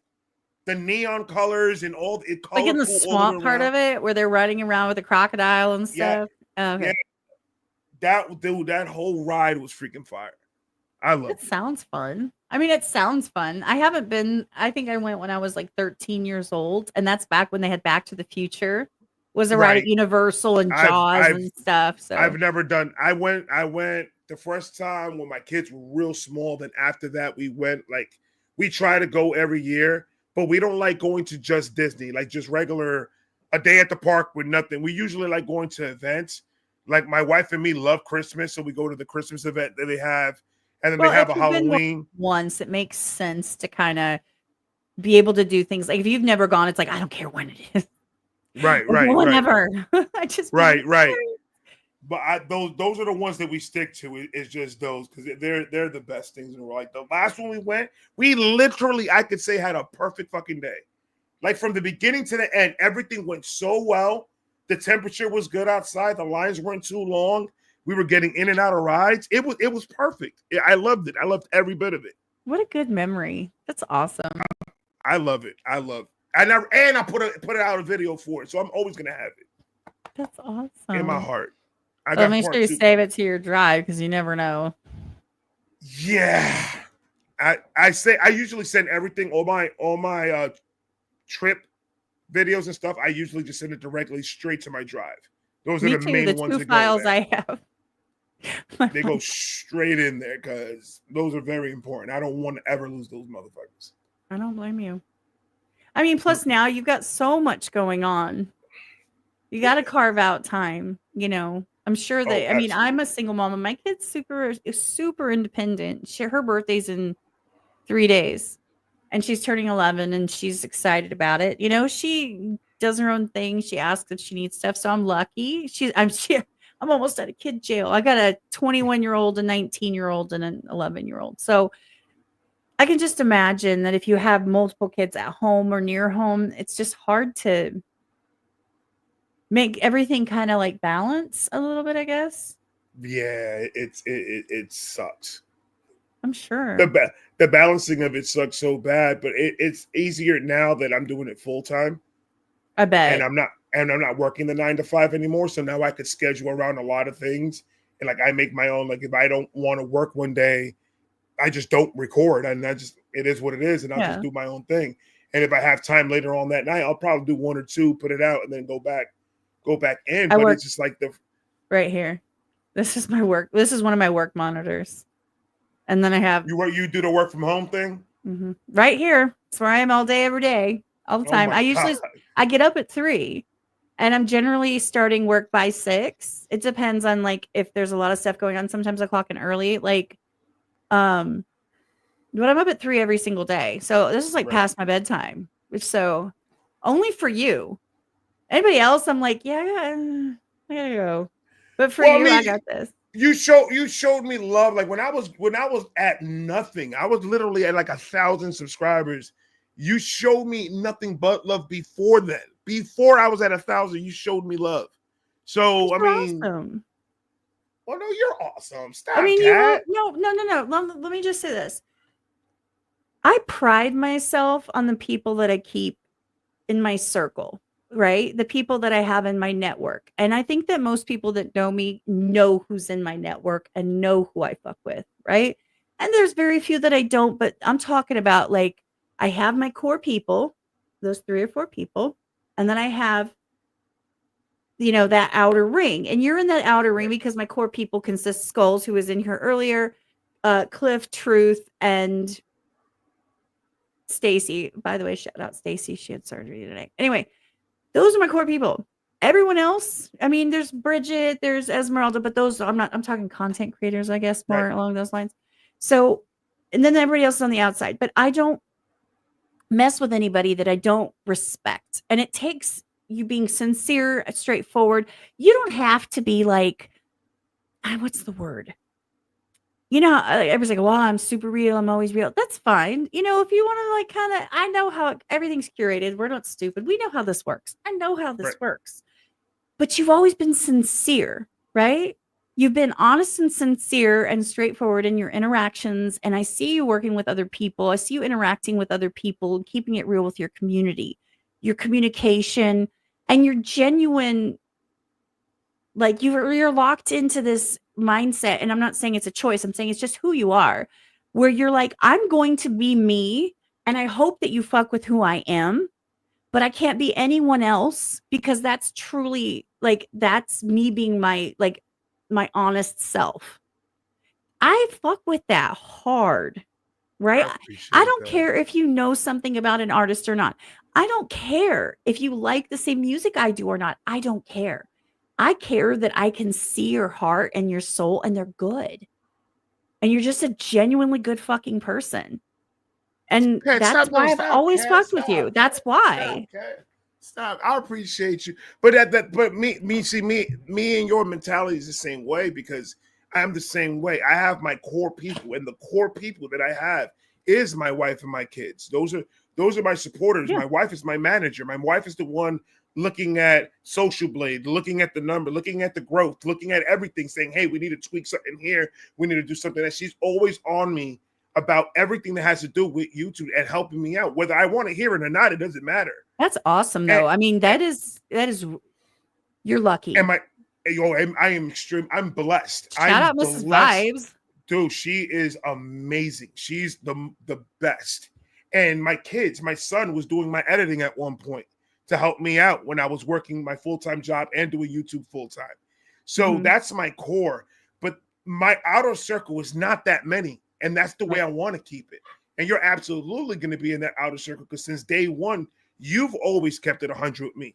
You've always kept it real with me. When me and Shakes was trying to do this podcast thing, you were right there to bring us up there to help us out so people could see us and so we could grow a little bit in our page. So you've always helped me out and my peers, the people around me out as we were coming up. And like, that's why I tell everybody, my success is everybody else's success. Everybody like King Blitz and Shakes P and my wife, you, everybody just always helping when I post something, liking it, watching it, sharing it, doing whatever, and just showing that love. It goes far. It goes to a lot. It does a lot for my page. So my success has I'm a very small part of my success because there's so many people that their hands are in it and are helping me out so much. That are allowing me to actually come in this camera. Because let's keep it 100. With any man that has a wife, if your wife is not 100% happy at the home, there's no way that I could come in here and give 100% of me. If things at home is not 100. So you can't do both. You can't, and I used to say this about work. I'm like, I can't have a job that I don't like or a messy home life. Because something's got to give. You can't have both because then you're just miserable, right? So you can't be fighting YouTube and trying to figure that out and trying to balance all of that and have a messy home life that isn't supportive and, understanding so you guys can really have that true conversation and understanding like as you go, because it just would fall apart. Absolutely. And me and my wife, it's not like that we don't fight. Of course we fight. We're in a marriage. We've been together for 17 years. And of course we're going to get into our little arguments here and there, but we've grown together. We've grown from our early 20s all the way to our late 30s. So we know each other so well that we know how to push each other's buttons when it comes to an argument. So it's quick to get into one. But we know how to work with each other and be there to support each other when we need that support. When I'm down and out, my wife is the first one there to tell me, babe, go do some videos. Go do some videos. Go get your mind off of things, yada, yada, yada, and go do some videos because that's your relief right there is doing your videos. And she's always been that way. So throughout the whole time, 3 years of me doing this, she's the one that told me, I think you're ready to just quit your job and do this shit full time. I can't even imagine that. I can't even picture. Like that is. It was the scariest fucking I believe 3 it. months of my life. No, I believe it. I absolutely freaking believe it. But see, that's the thing though, is that you have that support system. Now, see, I'm not gonna lie. I honestly, my support system comes from those core people. So I don't have a spouse, and my kids finally are on board, understanding that I'm not just being a weird nerd who just is like playing around with this, that I'm actually know what I'm talking about and I'm actually somebody and I'm not just like, hello, I'm streaming today. Okay, so I do that, but that's besides the point. They respect it, you know what I mean? They understand that I know some really cool people and that I'm not like just like a nerd behind the screen. I'm actually somebody, maybe that's how they quantify it. But I don't have that support system in my home. So, and I can't even imagine that. So that's like the ultimate goal, right? You want that like right there where you can turn and say, "Do you see that shit?" And they're like, "Oh my God, I see this." And you're like, you don't have to like call them or text them, which is what I do. That's who my core people are. When I mention those like 4 people, that's who they are. They know every day. Like I consider those people, if I would let them, if something happened to me and my mom and like my dog, like nobody was around, I would ask them to take care of my kids. That's how close we are. Like that's how much I truly, truly trust them. I love you to pieces. I wouldn't ask you to watch my kids. I don't know you like that. Right? Hell no. I ain't gonna watch Do you know kids what I'm saying? anyways. Yeah, I don't have baby's kids. Like it's I not ain't the no, same. I ain't no damn babysitter. What you talking about? And I charge a lot. And I charge a lot. It's like $100 an hour. If I was like dead, then you wouldn't be able to charge me anything and it wouldn't matter. But I'm just saying. And I mention baby's kids all the time and nobody knows what I'm talking about. I love baby kids. Thank you. I love baby kids. So when I say that, you know what I mean. That's one of the best hood movies in the world. Right? So you get it. Like my kids are not, like my cat might be, but you know, the kids. Oh, my animals are absolutely baby kids. My kids are actually, I don't even consider my kids Gen Z because they don't think Gen Z. They don't think and they don't act Gen. They don't think and they don't act Gen Z. They act like they were in my generation. I get that. No, I get that. And that's a good thing. And that has a lot to do with the way that you raise them and, you know, the values that you put into them as you guys, you know, as you show them how the world works and like what's okay and what's not. I just think it's awesome that you have that support system like in your home. I mean, obviously that's the goal, not for me. I am like that person where it's like, yeah, I'll take my support over there. I'm every day I wake up and I'm just like, dude, I don't understand how good I have it until I sit down and really think about like, yo, fuck, I got it so good because she is so supportive, and that's key for anybody. Like, even if it's not your husband or your wife or your mom or your dad, even if it's a group of people that you've known for a long time, like have that connection, have that backup. That's all you need to be successful. Is have that core people to have your back through this whole thing because they want to see you be successful. So they're gonna have your back. Speaking of core people, I'm going to go check on my kid for like 2 seconds and come right back if that's cool. I hope that's okay. I don't want to like shout and have her come in here because she's supposed to be laying down. I'll be right back.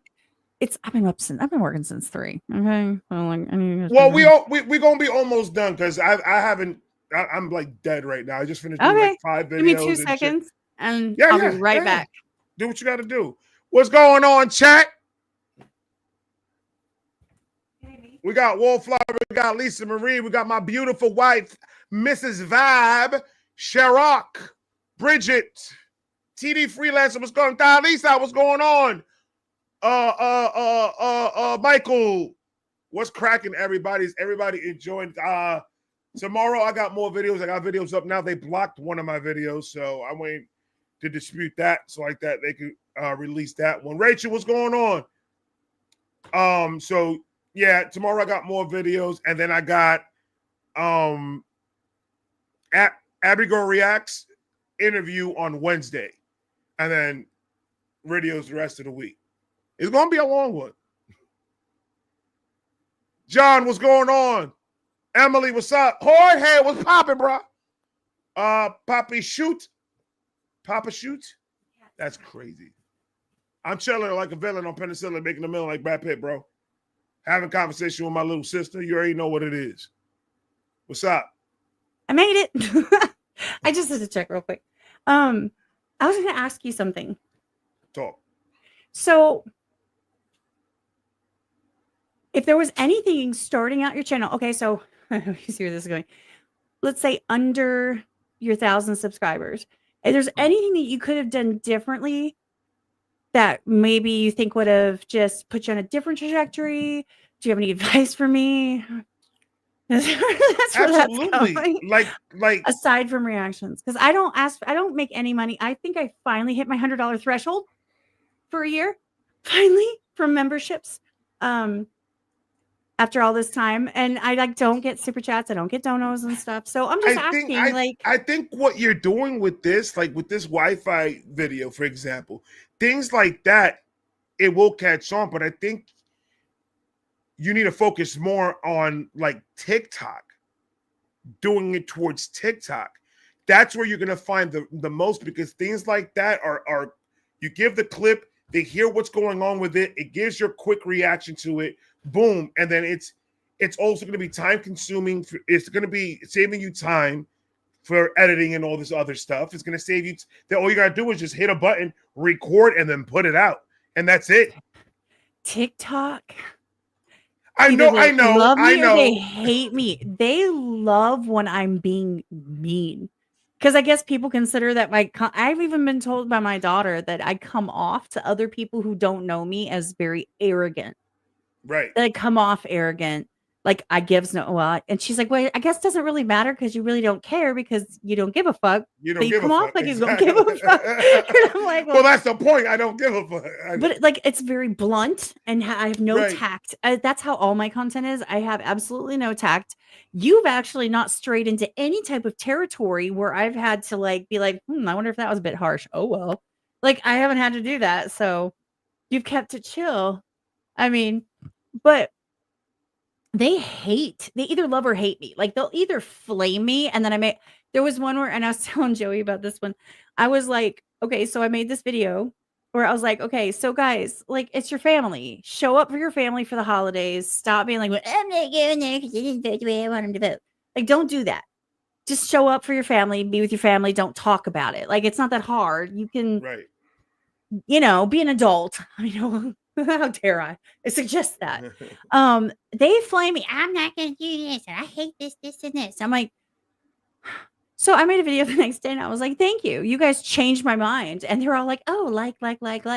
Towards the end of the video, I'm like, I was like, oh, you guys should show up for your family. And now I'm like, no, don't show up for your family because nobody want to hear your shit at their family dinner. Nobody wants to hear. I've read the comments. I know. I said, you just stay home. Man. It's like, stay home. Stay your ass home. Thank you for changing my mind. I'm all like, love and peace. And they're like, they don't respect my kid's authority. And I'm like, okay, but that's fine. But you guys are mean little bitches in the comments. And so fuck you. Stay home. Because your family deserves better than your dumb fucking keyboard warrior ass. Like, shut up. Ugh. Anyway, but most people liked that video because I don't think they realized that I was basically, they thought, oh, look, we changed her mind. No, you're being sarcastic like a motherfucker. You being sarcastic like a motherfucker. Like, thank you for helping me understand. It's not about you not wanting to see your family. It's about me telling you, please spare your family your bullshit. Because ain't nobody want to hear you bitching about the dumb shit you're putting on TikTok at the family over turkey. That's the thing. That's the thing.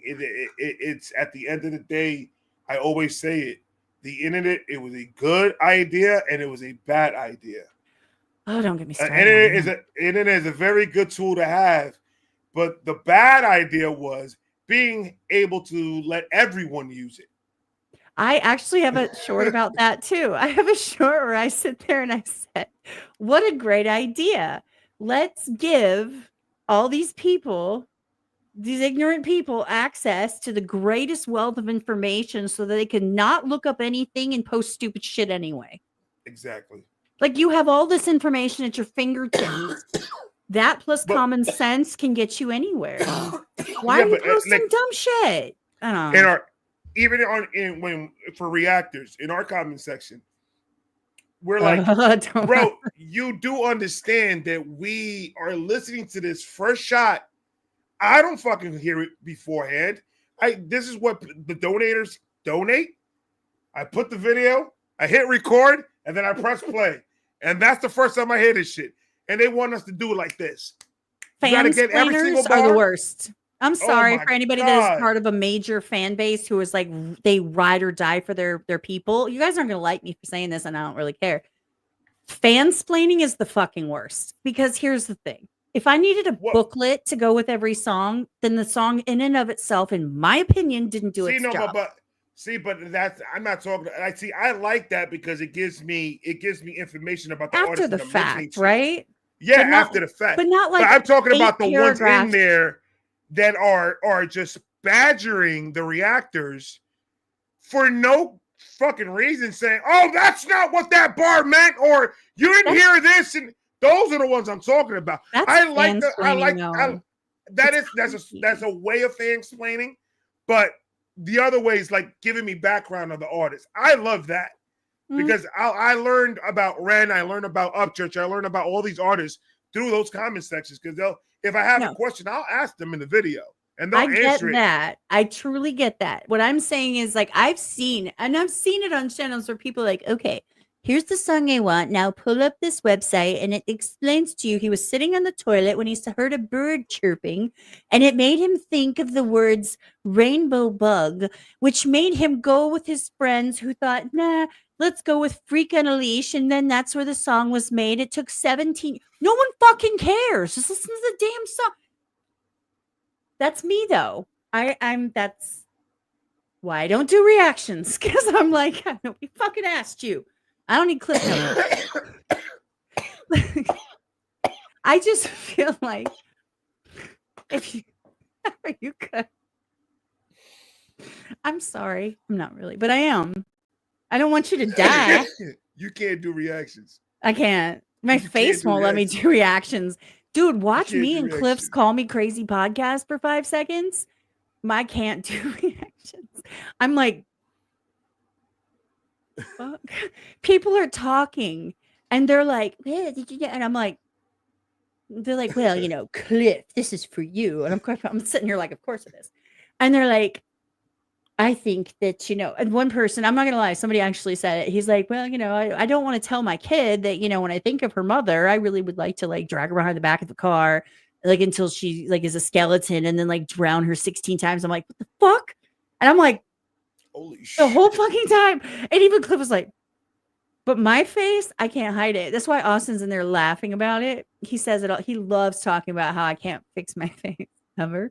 Because people are like, I think that I'm the best rapper, and they're like, rap a dap dap, yeah. And I'm like, and Cliff's like, well, you might want to chat. I'm like, I can't do it. Reactions would be me being like, I'd be like listening and go like, yeah, fuck this. No, what the fuck is this crap?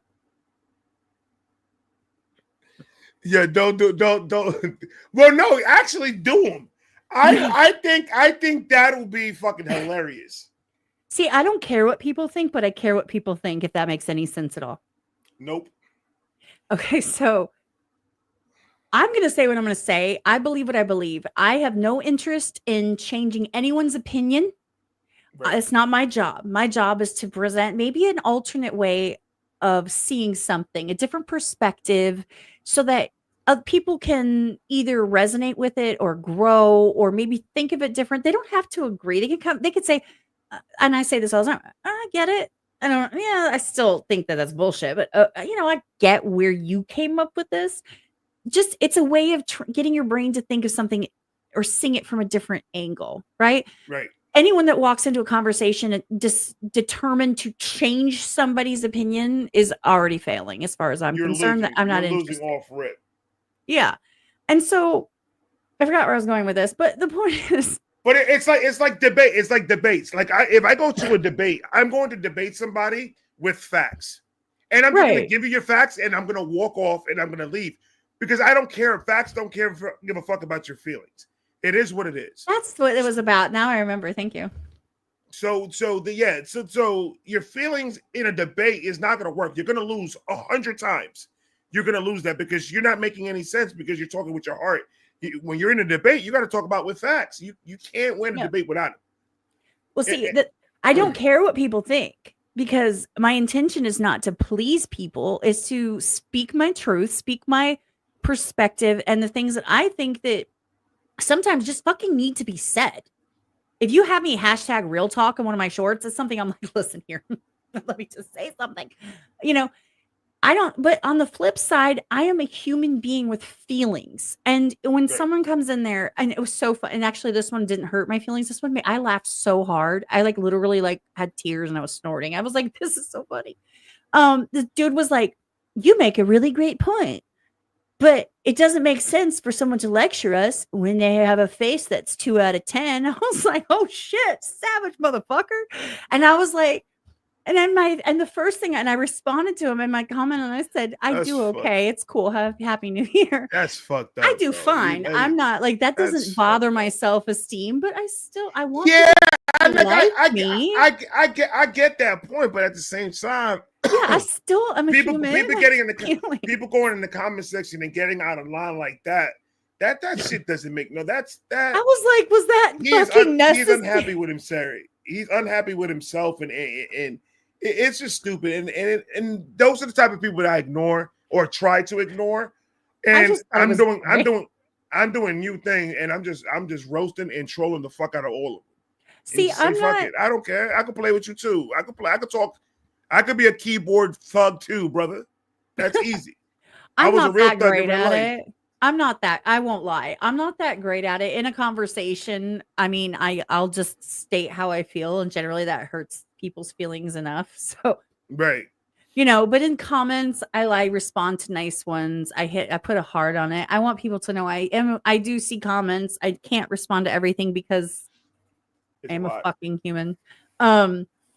And I know, and here's the fun fact, guys, just for the record, I'm not just looking at my content in my comments. So I am actually a part of, I think it's 8 YouTube channels at this point, where I am of an editor level or higher when it comes to literal permissions on YouTube. So I have that. I run, I think, 6 or 7 Discords as an admin.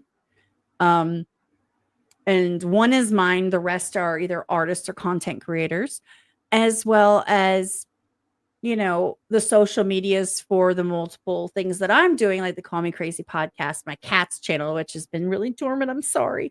I do faceless content that I really don't tell people about, as well as my own content on multiple platforms. So I can't read every comment. I try, but it's not just my comments, so it's not my place. Does that make sense? Yeah, but you're keeping yourself busy. That's a beautiful thing. When I get paid, okay, let me just preface this by saying that for the work that I do, the people that I work with, people like Cliff and Truth, they do take care of me. That's not a problem. You know what I'm saying? Right. Like, I don't get a salary or anything, but they make sure that I'm good. You took care of. Yeah, they take care of me. I mean, it's not like, oh, every week I know I'm getting, like, it's not that. It's just, I don't know, they have the sixth sense where they just know. Maybe it's because my demeanor, I'm like, oh, I'm broke. I don't know. But they make sure I'm taken care of. But I don't get paid by YouTube. I don't get paid by any platform. I am not monetized on any level in any way. And I am not on salary or hired or working for technically any of these creators, including the What's the Word podcast, which I am a partner in. Even though I'm not on camera, I am an equal partner in that channel. So it's like, there's just so much, but I get paid nothing, but it's fun. Makes me happy. Like, would you take money or happiness? I know the answer for me, but happiness. Happiness all day long. Money all day. No, happiness for me. I will buy my happiness. Hell no. Hell no. Give me my happiness. Because you know why? I guess it's because at one point I had money and it didn't work out for me. Yeah, I don't know anything about that. See, that's like back when I was in New York, I was like in the streets, so I had money. Oh, I was doing what the fuck I had to do, and I had that life already. Where I could go to any store, buy whatever the fuck I wanted, and I didn't give a shit about the price. I had all that, and it led to a whole lot of bullshit. And right now, I don't have nowhere close to that type of money, but I do have my peace and I do have my happiness, and I've never been happier. I'm one step away. I was at the time, because it is what it is. I was married for 14 years to an overt malignant narcissist who doesn't matter. He was always twacked out. He got me hooked on meth like a month after we met. Okay. And so for 14 years, until the day he tried to kill me and I put him in jail. Then that day I'm like, yeah, I'm done. And I literally quit cold turkey. I was like, I'm done. This seems like this is a problem. We're not doing this no more. And walked away. So that was like in 2016. And so but during that time, we were always like the one step away from the people who show up at your house to bring things that have guns and jars. At the time, everything was illegal everywhere. So there were jars, right? And like, I'm talking like powder in a gallon Ziploc, like that type. Do you know what I'm saying? And I'm like, I get they're here. This is not cool. Like it was bad. But I was one step away, but we never had it because, you know, Mr. I know how to use money. You know, it never came to me. So I've always wanted to be financially stable. And I was like, oh, well, maybe I'll just make it on YouTube. Yeah, that's going to happen. And I'm like, by the way, thank you. Shout out to Vibe Gang for boosting me the fuck up to 965. Shout out to Vibe Gang. Like that to Vibe me Gang. Do what you do. Insanity. Do what you do, Vibe Gang. Insanity for me. Like, I know when you hit like these big numbers, it's hard to notice the onesie twosies, right? Oh, no, it does not. People tell me when I hit 140, do you know how long it petered from 140 to 138 to 141 to 139? I believe you that whole time because it was the whole political fucking thing that happened. Oh, because they were mad. They were big mad. I voiced my opinion and people got big mad. Well, that's why I don't have 1,000. So that's why I was just like, I still voiced my opinion, but it weeded out a bunch of people that should have not been here in the beginning, anyways. Good. So that's how my wife put it to me, and that's how the Vibe Gang put it to me. Now, like, those are the people that you needed to get out of here anyway, and the people that stayed are the real ones, the ones that know that my opinion really doesn't mean shit. I'm just saying it because I like music. And here's the thing, even if you have an opinion about something that they don't agree with, how does that suddenly make you an absolutely horrible person? If they fuck with you every video, every time, every live stream for like, let's just say 2 years. And then all of a sudden you're like, you know what? I really just don't like, I think that was bullshit. And I think we need something to shake it up. Let's do, go Trump. And then all of a sudden they're like, oh, everything I knew about you is wrong. Oh my fucking God, get the fuck out of here. And that's the crazy thing is like my morals and my values didn't change. Exactly. Nothing changed. I just didn't say the word Trump. Mm-hmm. That's all I didn't say. But then when I said it, oh my God, no, right? You there's one guy that made a whole video about me. Hey, I've been dissed twice in a rap song. Okay, two different rap songs. Get it. I mean, it is what it is. I've never had a whole ass video made on me though. I'm waiting for that one. That's gonna be a milestone. Mama, I made it. I was like, Mama, I got dissed in a rap song. Look at me. But I saw myself getting into this deep hole of like getting into the negative comments, and then it started like mentally started putting me in a negative fucking place, and I didn't like it. So I just stopped reading them. I just read all my nice, good comments. I screen through them. And then when I see some bullshit, I just keep on scrolling up and I'll ignore it completely. And then I'll just keep on reading and showing love to the people showing love back. But I try to stay away from negativity and bullshit as far as fucking possible because I'm here to have fun. That's it. I'm here to have fun. I understand that. And I love that about you. I think that you're an absolutely genuine person. And I think you had every right to speak your mind on a subject that was important to you and you felt like you wanted to speak on it. I think that if you felt it was important enough to speak on, then you should have spoken on it. It's that simple. And I think that if people can't handle that, then there's a door. This is an airport. They don't have to announce it. They can just get the fuck on. Like, don't let the door hit you or do whatever. It's actually, I think, in my rules in my Discord, I'm like, don't let the door hit you or do whatever works. Like, I'm all about the organic. I want my people to fuck with me as a person. Right. I don't expect you to agree with every single one of my values and my opinions. And can I help you?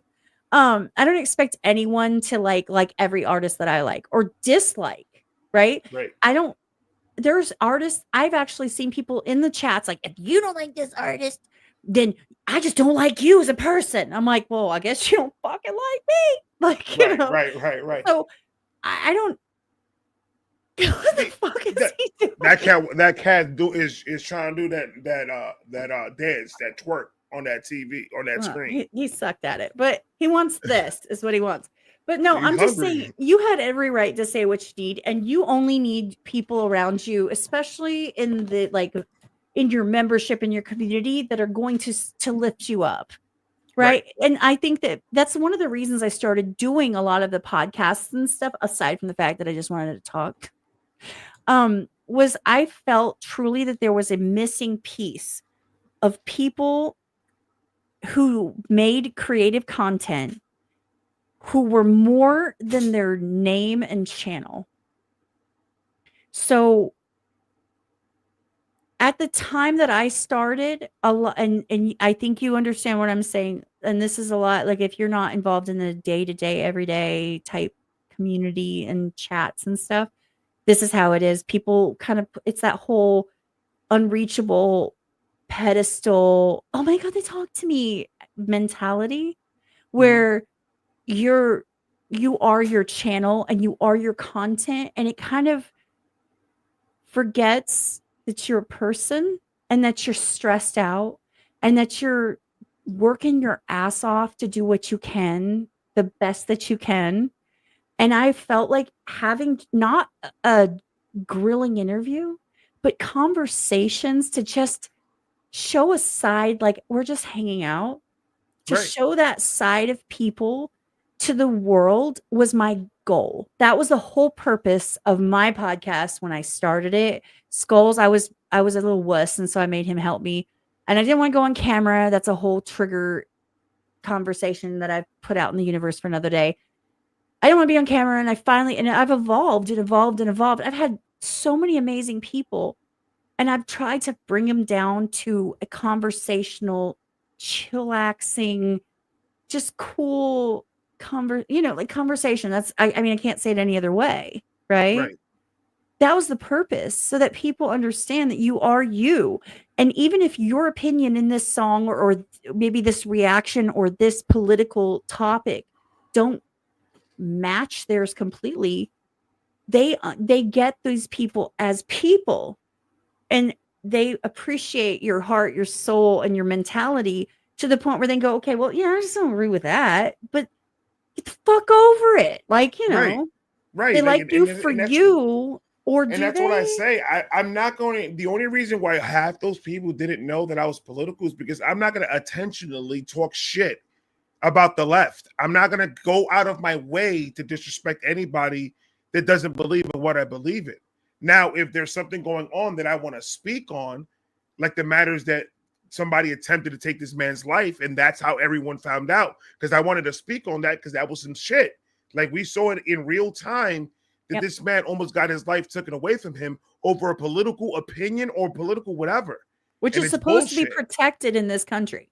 Exactly. Which is specifically supposed to not happen. That is supposed to be a protected, if you're a candidate or a nominee or whatever, you're supposed to be like kind of untouchable, because none of us want to fuck with that system, because at its core, that is kind of what we're built on, right? So yeah, no, I get it.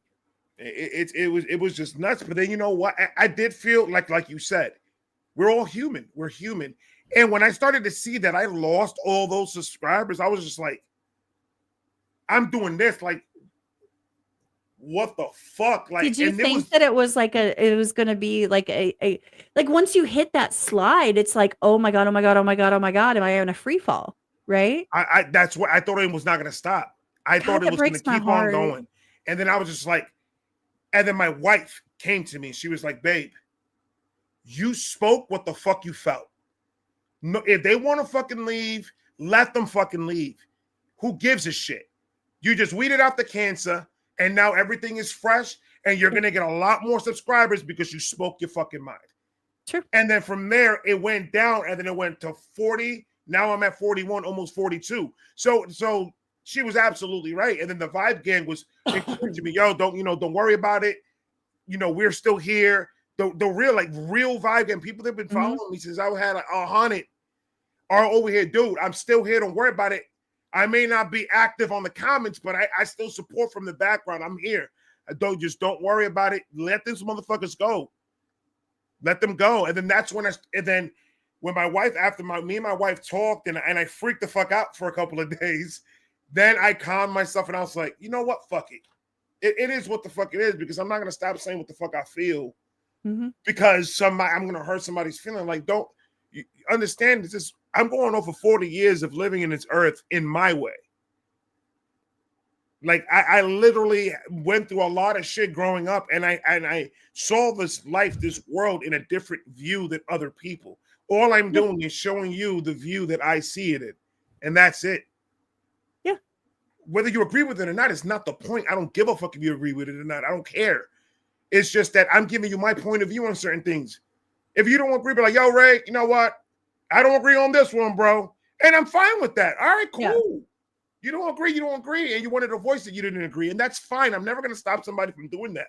But when you start leaving me messages this long, telling me how much of a fake, horrible person I am, and I'm like, can you point out when I was fake?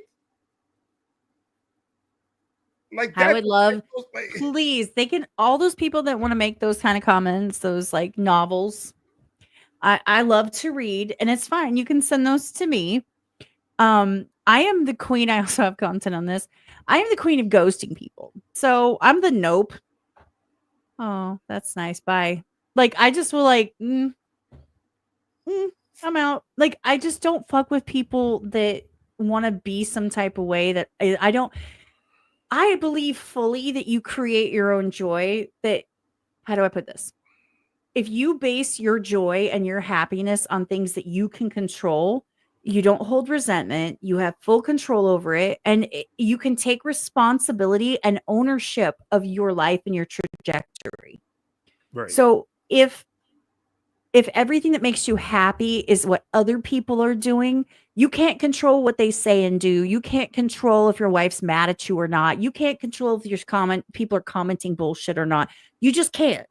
But if you say what would make me happy is if, you know what, I got through today, I, checked these things off my list and, made dinner for my wife, and that would just make me really happy. If you turn it internally, you can always make sure that you keep yourself on a level of being happy in some respect. And then you're not going to be like, well, she didn't make me dinner, I'm not happy. So it's no longer on someone else to provide that joy. You're providing it for yourself. I'm not saying they can't enhance it and add to it. I'm saying that core, like, inner self happy. And then there's no resentment building up. Well, they didn't do this. Did you tell them? Well, no, but they should know me well enough. You know what I mean? So it takes away all that. Right. I'm just saying, it was Joyce Mayer way back in the day. I heard her talk about that. Her kids would come home from college. She's like, if they would just come home more, I'd be happy. So she resented her kids for not choosing to come home more. She resented her husband for telling her to just like, oh, just leave him alone. It's no big deal. So she had all this resentment. She's like, well, instead, I'm going to say, you know what?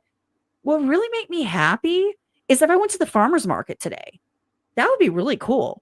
And instead, she focused on something that she had full control over. She took ownership of it. And then if her kids showed up that next day, it's a bonus. Do you know what I'm saying? It enhances your life. It enhances your happiness. So you can't be mad at somebody, that you can't be disappointed. It helps. I don't know. That's my take on it. But you've got a wife who obviously just lifts you up and supports you. And I think that is so awesome. Every fucking day. I think that's amazing. I would not want to share the remote control.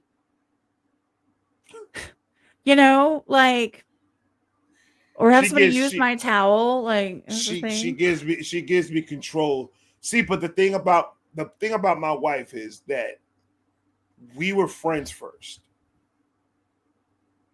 for a while, and we literally like got to know each other to the point where I was like, whoa. At one point before we got together, I was like, wow, this is like one of my closest homegirls. Like, she knows a lot about me, but then I liked her more than that. But at the time, I don't think she was ready. I don't know. I don't know how to read women. I'm horrible at that. Me either.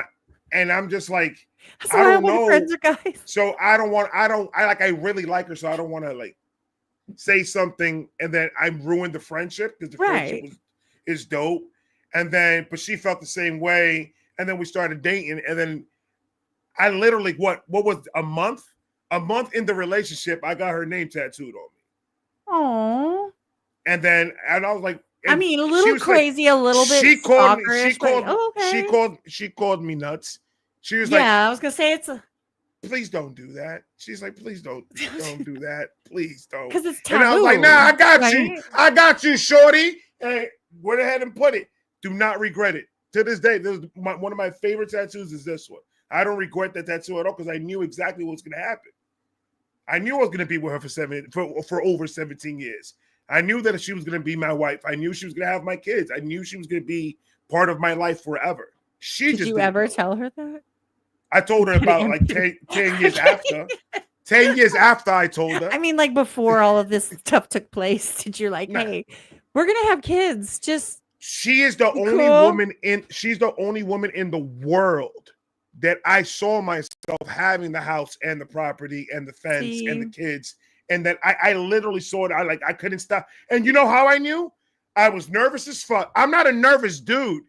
I don't get nervous for nothing. I don't give a shit who's in front of me. I went to meet her up. The first time I met her up, I'm over here kicking her car, talking about her car, her tires, how good they are. Because I didn't know what the fuck to say. I was so nervous. That's so cute. And then I go and she went in for the kiss. I couldn't even do it because I was so fucking nervous. Because I was just like, why am I? And then I'll look myself in the mirror. I was like, stop being a bitch. You're a bitch right now, bro.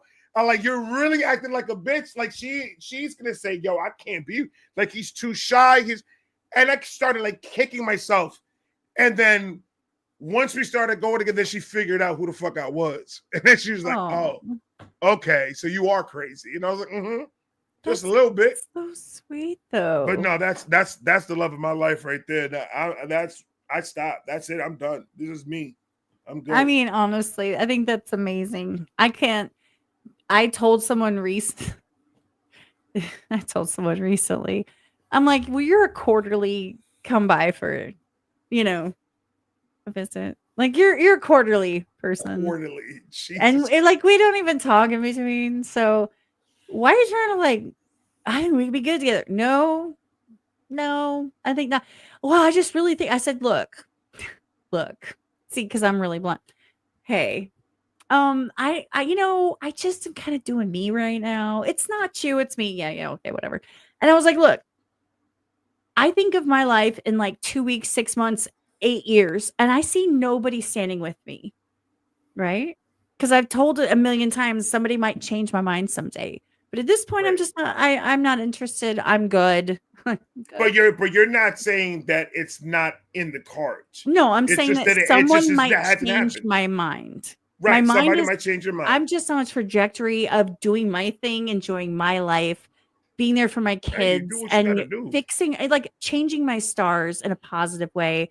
I hit almost 40 years old. I changed everything. I went from a victim, survivor of some heinous bullshit, getting my divorce, finding my confidence, finding my people, finding my community, taking back my strength and my ownership of my life, and refusing, even to the point of being super extreme about it, refusing to take anyone's bullshit.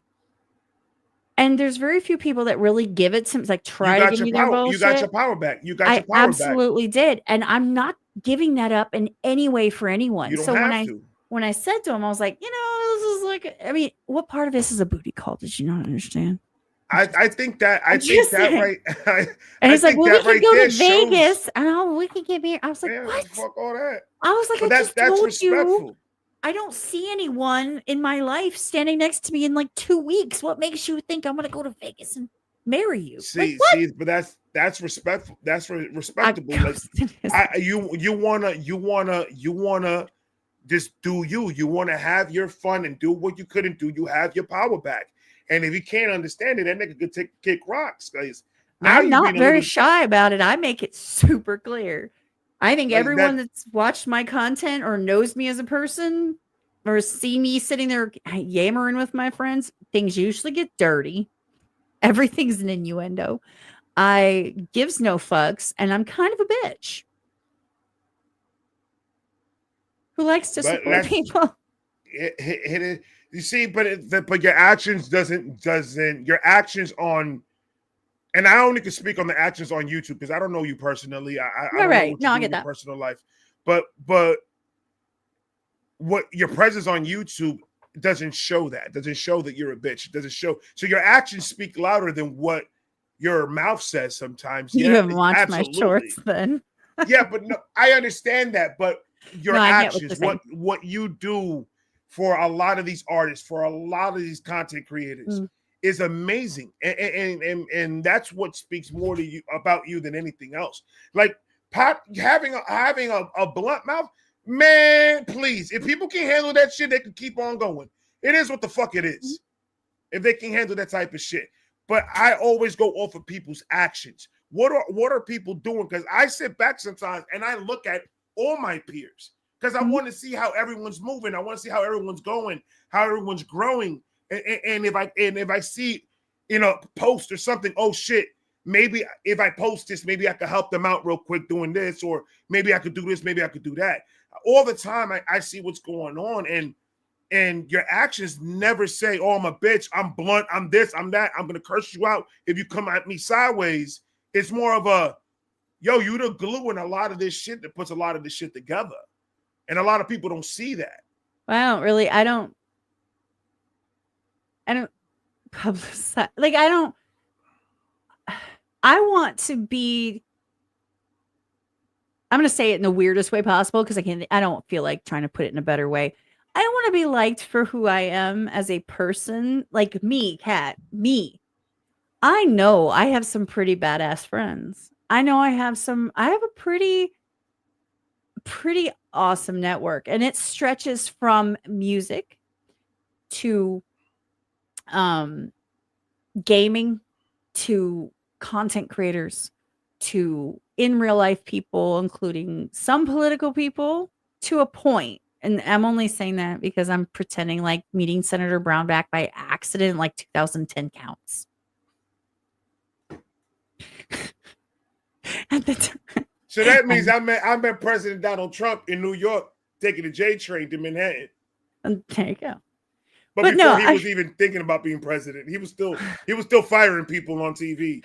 But what I'm saying is my network is vast. Yeah. And like I even game with some of the artists I've interviewed. I game with them, but I don't do it live always. Like, you know what I mean? Like I have a lot of phone numbers. I don't use the name dropping to try to push myself into a place of success because I feel like someday I'm going to be at that precipice where I'm about to make it. If I can just like, this is it. This is it. I'm going to call in all those fucking chits, right? All those favors. Oh, and I'm going to be like, motherfuckers, show up now. And I'm going to have half the fucking internet is going to be like. It all in. Well, I'm going to tell you this right now, Kat. I'm down. Whenever you call me, if I make it, because I don't know. But you're making it. And I know that your community is going to make sure that you make it. They're never going to let you fall. Your wife's not going to let you fall. My wife absolutely is not going to let me fall. She literally many times, she didn't say it. She didn't say the words, but her eyes said everything. And there was many times that I was like, I ain't gonna lie. I sometimes play a little pity party on myself, and I go and I as you should me type shit. And my wife was like, play your violin. She don't say the words, but she gives me those eyes like, why you being a bitch right now? Like, get your ass up and do videos. And then I'm just like, she gives me that look, but in her words, she's saying, babe, it's gonna be fine. You're amazing at this. I told you you're amazing at this.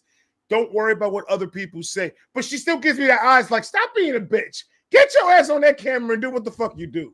That's many times she's that's smart because what's behind that is hey, you decided this is a trajectory you wanted to choose in your life. You wanted to put your everything into it, and I support you. So get off your fucking ass and make it worthwhile because you do this full time. You need to, let's go. You need to help provide. You need to do what you said you're going to do. And if you're going to, this is not a time to sit around. Let's go. She my sugar mama. She my sugar mama. She my sugar mama. She my sugar mama. I'm a cheap I think I'm renting out the I'm renting out the studio for about $1,500 a month.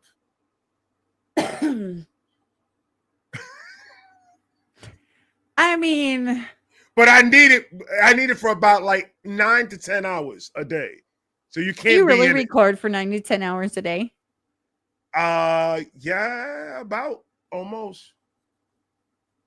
And how when many, I go live, how many when do I you go put, live and shit. Yeah, lives are okay. So the cool thing about lives is it is what it is in the moment that it is, and you don't have to like go back and like necessarily brush it up, right? Because we know it's live. We both do this, so we get it, and it is what it is. I said what I said. You know, you're done. Just most of my life that I do, since I do play music, I have to go back after recording, and I have to go and dispute all the fucking. Dude, Cliff is supposed to help me. Okay, so I have beats I bought, like I have licensed that I played in the background, and now they're copywriting me, and I'm like, you're a fucking asshole. I think it's they're copyrighting you for the beat you purchased. Well, yeah, I mean, like Wishmaster. I bought a whole package from him, and then I have other ones. I have all the paperwork. I have all the licensing, but like on every one that they're playing, it's like there's another copyright for like 4 different times in. It's really irritating because I've never had the one I tried to dispute years ago was for Tom and Nova, and I had their explicit, specific, and verbal and written permission, and they still didn't drop it. It wasn't their fault. I know it's not, but it was just funny to me because at the time I was like, baby cat on the internet. Now I could probably be like, listen, well, at least in that regard. But these are like these beats that I have to pay. I have paperwork. Well, I mean, that's the reason why I don't have a join button on my channel or little different emojis and shit like that. I have so much demonetization in my channel that I'm not qualified to have any of that. That's why I started mine early before I can piss off YouTube enough that they take it away. See, but that's the fucked up part. They kind of screwed me on that because they didn't come out with that until I was already over 70. And so I was like, that's kind of messed up that you're going off of the now, but you was not going off. You didn't invent this shit when I was starting, motherfucker. Yeah, and then they dropped it so that like 500, which I was like, thank fuck, because I'm not monetized in any way. Like that helps though. It does, and I think I'm at like 12 or 15 members at this point. Yeah, nice. And I'm super happy, and I appreciate it. I know they take their cut and all this stuff, but it just matters to me that somebody cares enough they want to support like that. And I try to put content. I really suck at it, but I try to put any content I'm not going to end up posting, or I'll record messages for them and I'll put that in there and stuff. Right. But it matters because, like I said, you have to have $100 for YouTube to pay out. I finally hit it. I told them last year, I'm like, I'm not going to hit it. I was like, nice. I was like at 30 for like 8 months. And these are like donations, right? Like super chat. I turned my super chats back on because I'm like, there ain't no other way I'm going to get anything. And I think I'm at 100 and I'm going to check it. It's like $100 and a couple pennies. I'm literally right there. Let me see. $100 and 59 cents. That's still $100.59 right there. We're gonna catch you a check on the 21st. Let's go. Let's go. That's fire. That's fire. I knew that's more than my ex-husband's paid on child support in 2 years. God damn. Jesus Christ. Oh my God. I remember when I started and I didn't know that YouTube paid like that. I knew you made money off of YouTube when I started. I just didn't know to what extent or how it worked. So once I got in and they sent me a package saying, "Oh, you got to go and fill this out and do this and do that." I'm like, your what AdSense the fuck do you need all this shit for? Mm-hmm. Yeah, with the AdSense thing, the AdSense package that they sent me. And I go and I fill it out and I do it. I go online and I fill everything out, do it, send it. And then I was like, I get paid like that? Like, hold on, like what? What are you talking about? And then as I started doing more reactions, I started seeing that number go. I'm like, hey, can somebody see this? this shit going, that's supposed to do that. I don't want to cash nothing out.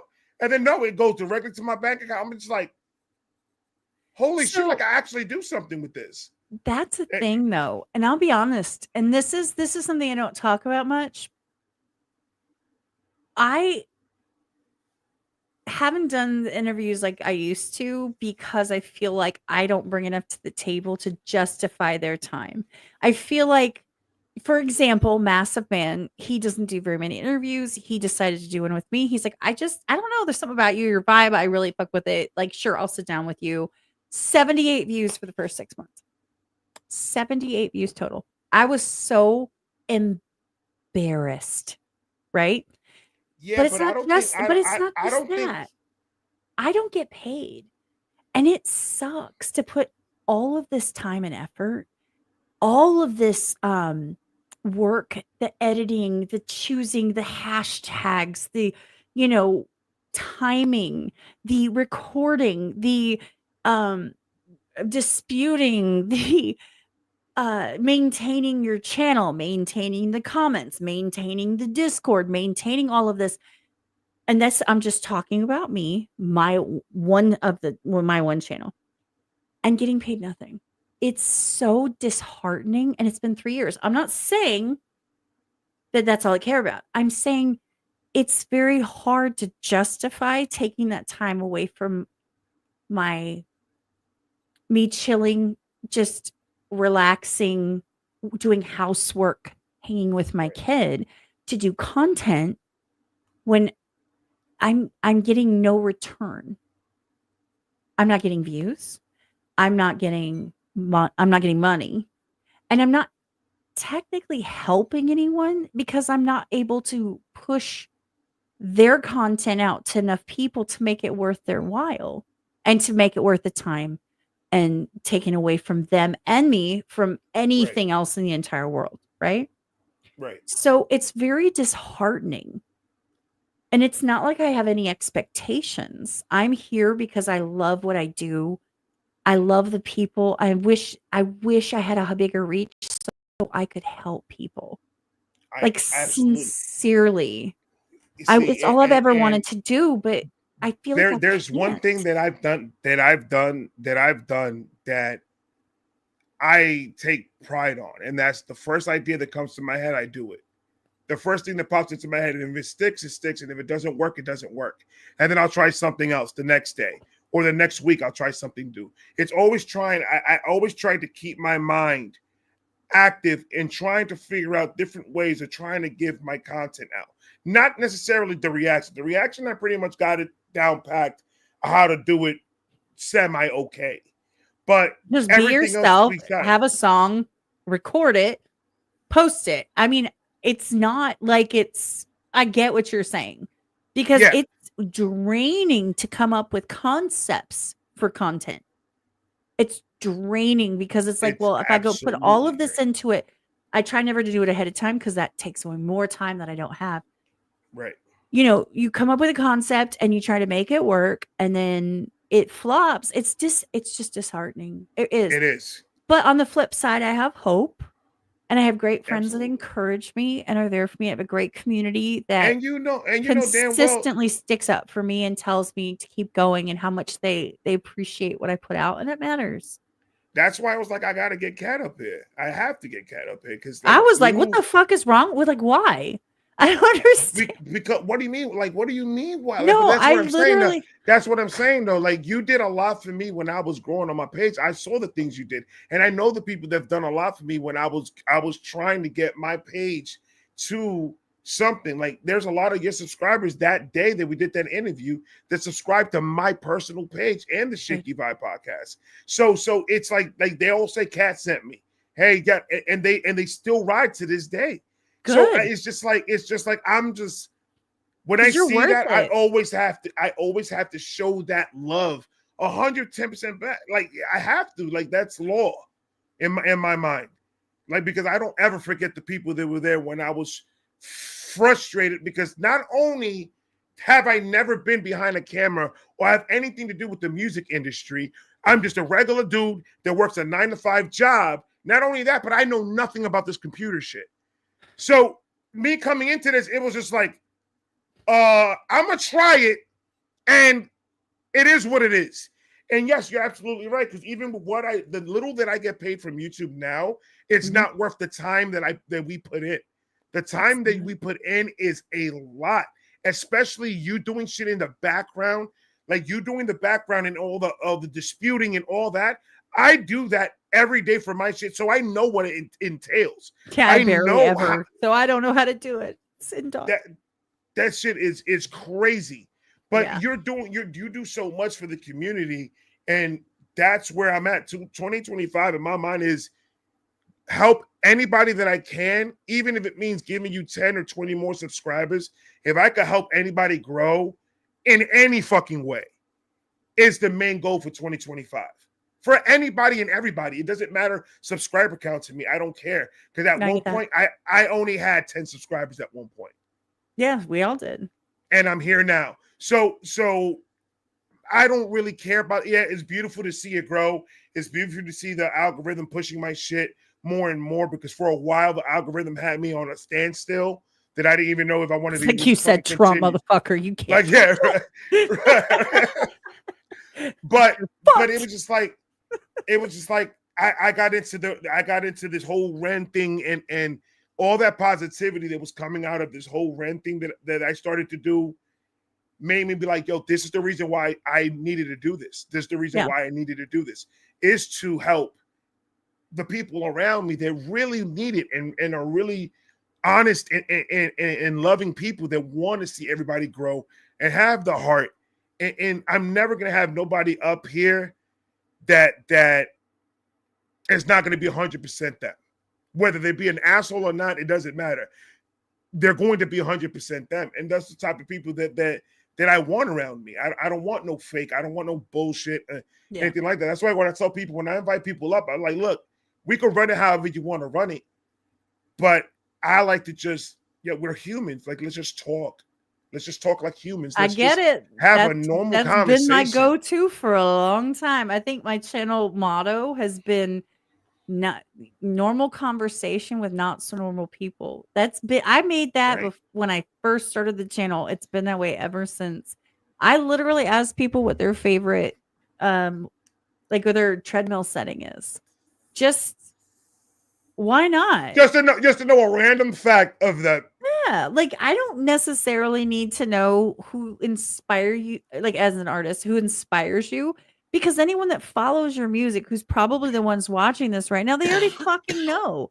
They need to know if you put peanut butter on both pieces of bread, or just one side and then jelly on the other, or do you put peanut butter on both and then jelly in the middle? Inquiring minds need to know. Now I'm hungry. I put peanut butter on one side and jelly in the other. I see what you're saying, though. You're a heathen. I put peanut butter on both sides and jelly in the middle. No, I just don't like jelly and bread. Like for me, I don't know. Jelly and toast is okay. Jelly and bread, I was like, ew. Jelly. I don't know. I put peanut butter on both sides and slap jelly in the middle.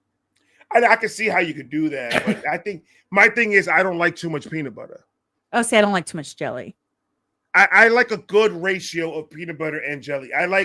Give me like about a one knife full of jelly and one knife full of peanut butter, and I think I'm good there. I think at that point I would just lick the knives and fuck the bread. What? But that makes no sense. It's still a sandwich. It's still on the sandwich, Kat. Well, I mean, technically, if I lick a knife and then lick the other knife and it combines, is it just a breadless sandwich? But then it won't be a sandwich. There's no bread involved into it. Right. So it would be like, it'll just be jelly be like and a keto thing, right? That would be like a diet. It'd be a trend. Breadless sandwiches. You're just reaching at this point.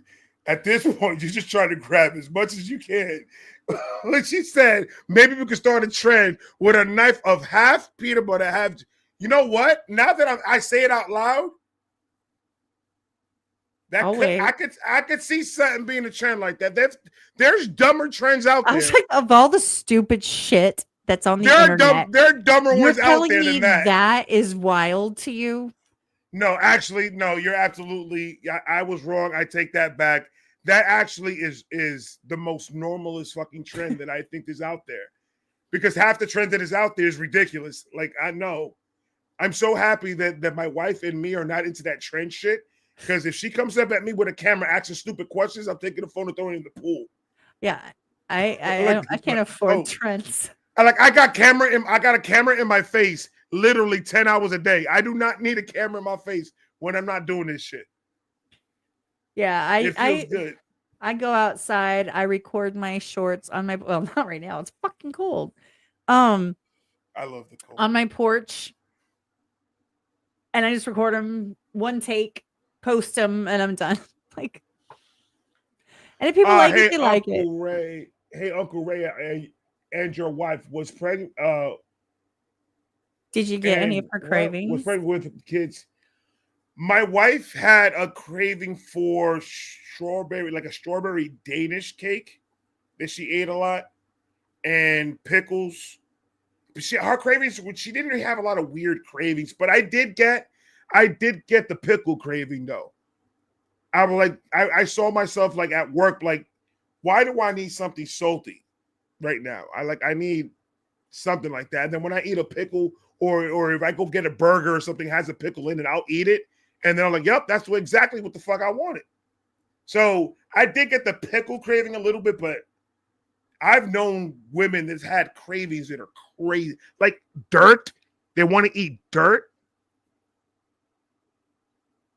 You never heard that? I've heard of it. I didn't hear of it as a pregnancy craving, but I've heard of that being a thing that people like have. I heard both. I did hear like, both. I heard the craving non-pregnancy, but yes, I've heard of that. I just was thinking like I told you I have my brain goes like really, really, really, really, really fast. I'm already at the point where I was thinking about, you know, how dangerous that could be, obviously, for an unborn child if you like had what if you had a craving for like radioactive uranium. You are an overthinker. No, it's basically I have a constant, I figure it's like a radio station that I can tap into or ignore, but when I'm speaking, I've already gotten past what I'm saying. I'm already like thinking of other things. I'm looking at the sign, where is it here? And I was thinking, man, that's a really weird like shine that it has while I was speaking like 10 seconds ago. So that needs to I'm the same exact way. Like literally when we were talking early, when we were watching the video, for a second I looked at it and I was like, oh shit, me and Kat both have fucking neon lights that says our names on it. And I just looked at it real quick and I got stuck there for a second. I was just like, oh, that's cool. But yours doesn't do this weird. And then I looked at my M&M poster and I was like, man, I should move that shelf. And then I started going around the room and then I was like, oh shit, I'm doing a fucking interview right now. And then I focused back on the screen. I was like, holy fuck. So my mind does get spaced the fuck out continuously and I overthink every single fucking thing. But marijuana helps me. I don't touch the devil's lettuce. That's good though. It's not a thing for me. I never enjoyed it, and I get that people do, and that's cool. I mean, my wife does it. My wife says no, hell no. She never will do it, and I respect it, but she respects that I do. Like I'm a recovering addict from hard ass drugs that I was taking. I was doing coke and pills and shit like that. Like not pills, but meth. Yeah. I was hard into meth. Yeah, I was doing Roxy's. That was my pill of choice. And I was doing like 4 or 5 of them a day. So it was getting bad. And then on top of that, I was doing coke and liquor on top of everything else. So I 10 years without doing anything hard. And then 3 years absolutely sober without doing anything at all. And then saying, oh shit, I need something. Because if not, somebody across the street's about to get choked the fuck out. Because I just couldn't handle not being high. I get it.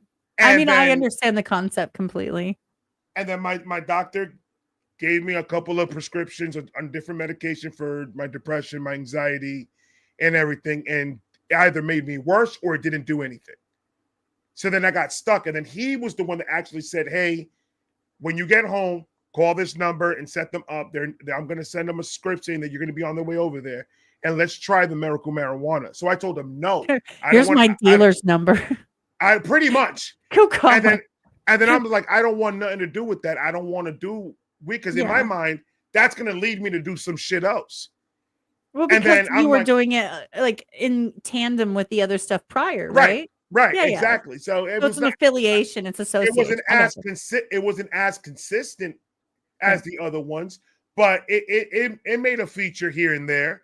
So I've dabbled on it, but I was just like, no, I don't want to lead back to that. And he was like, dude, this is not as strong as what you're getting in the street, and it doesn't have as what you think it is. Just call that number. So I did it, and I called them. Took me years to actually get my license, but I got it, and because it helps. It balances my brain out. It balances my whole entire equilibrium completely out, where I can now manage and actually think one thought at a time sometimes, and actually really dive into one thought instead of me being random and trying to figure out how this camera's looking with this light, but is this TV good? And instead of my mind going on everything fucking else, this shit brings everything back to where it needs to be at. So it gives me that woosah moment. I get that. It doesn't do that for me, but I understand that. I understand how that works. My wife, you know what I mean? My wife is like, never. She's like, she gets panic attacks. It's not good. Paranoid as yes. I freak out. I can't handle it. I'm like, how long have I been chewing this? Wait, I'm not chewing anything. You think that my brain is going 80 miles an hour prior? You get me on something that distorts my reality in a slowdown type of way, and you destroy my universe. I can't handle it. I don't do it well. I'm not gonna try to sell you on the idea. No, I get it. Of smoking weed, because I understand people are like, fuck no, I'm not doing that. I'm not touching it. And I respect that. That's cool. Hey, to each their own, right? I will tell you this: the medical stuff, it does.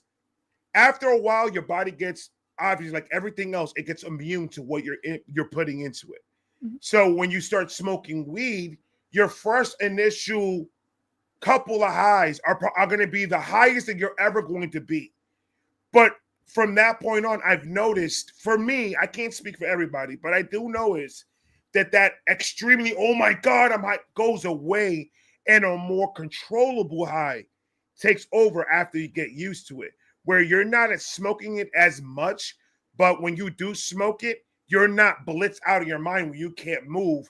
You're functional. You're able to actually get shit done and be productive and have a good attitude doing it without being all stressed out about every little thing. So that's what I've noticed doing it after the tolerance kicks in, doing it after the fact. That extreme paranoia goes away, and it's more of a like, okay, like I'll smoke a blunt, right? I smoked a whole blunt before we started this, and I didn't. And duh.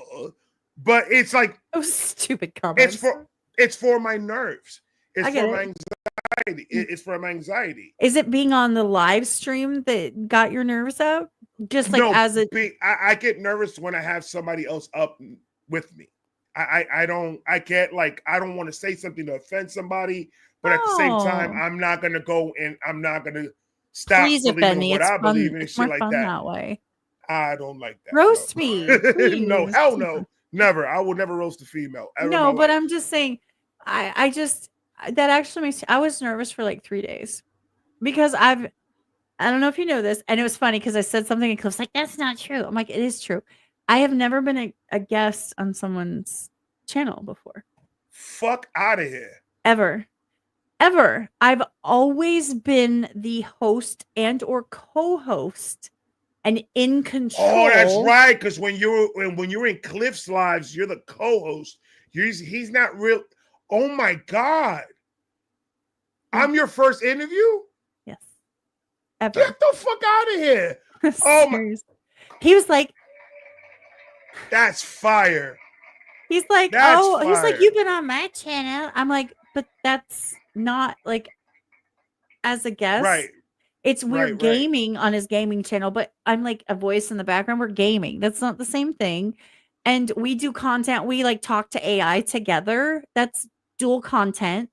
And Right. then we have a channel together, dual content. We stream on it, and he's been on my podcast. I have never been on someone else's channel, like invited to make a guest appearance. So I was That's feeling some type of crazy. celebrity shit. And then I was so fucking nervous. Wallflower, do not call me out. She's right. I was so nervous. I was like, but what if like nobody knows who I am? And what if I'm like a big disappointment and everyone hates me? And he's like, I'm not doing that shit ever again. I'm like, I was been freaking out. Nah, I honestly, like it's every time. Like today, I was like, all right, I gotta get her the link, and if I don't get her the link on time, like I said, I don't want. I thought if I I'm was not like, on I always time, get the time wrong. I hate when I'm not on time. I feel like, yo, I don't know if they're waiting for me. I don't know what's going on. So I get really, my anxiety starts going, and I want to make sure that everyone's got everything they need before the live. So like that, I'm the same way. when we get on here, everything is copacetic. All we could do is just hit the live button and we go up, and that's it, and we're done. So my mind always goes crazy, and then I'm just like, man, because I respect the shit out of you, and like I said, you really did help my page a lot, and I'm just like, oh my god, I'm so excited to have her up. This like, oh my god, like my anxieties were going, like I can't wait to just hang out with my little sister, just chill and hang out, talk shit, and everything like that. Because I mean, I see what you do. I follow. I may not comment a lot. I may not say anything a lot, but I do see what's going on. And I'm like, yo, she's moving every which way. I'm fucking with it.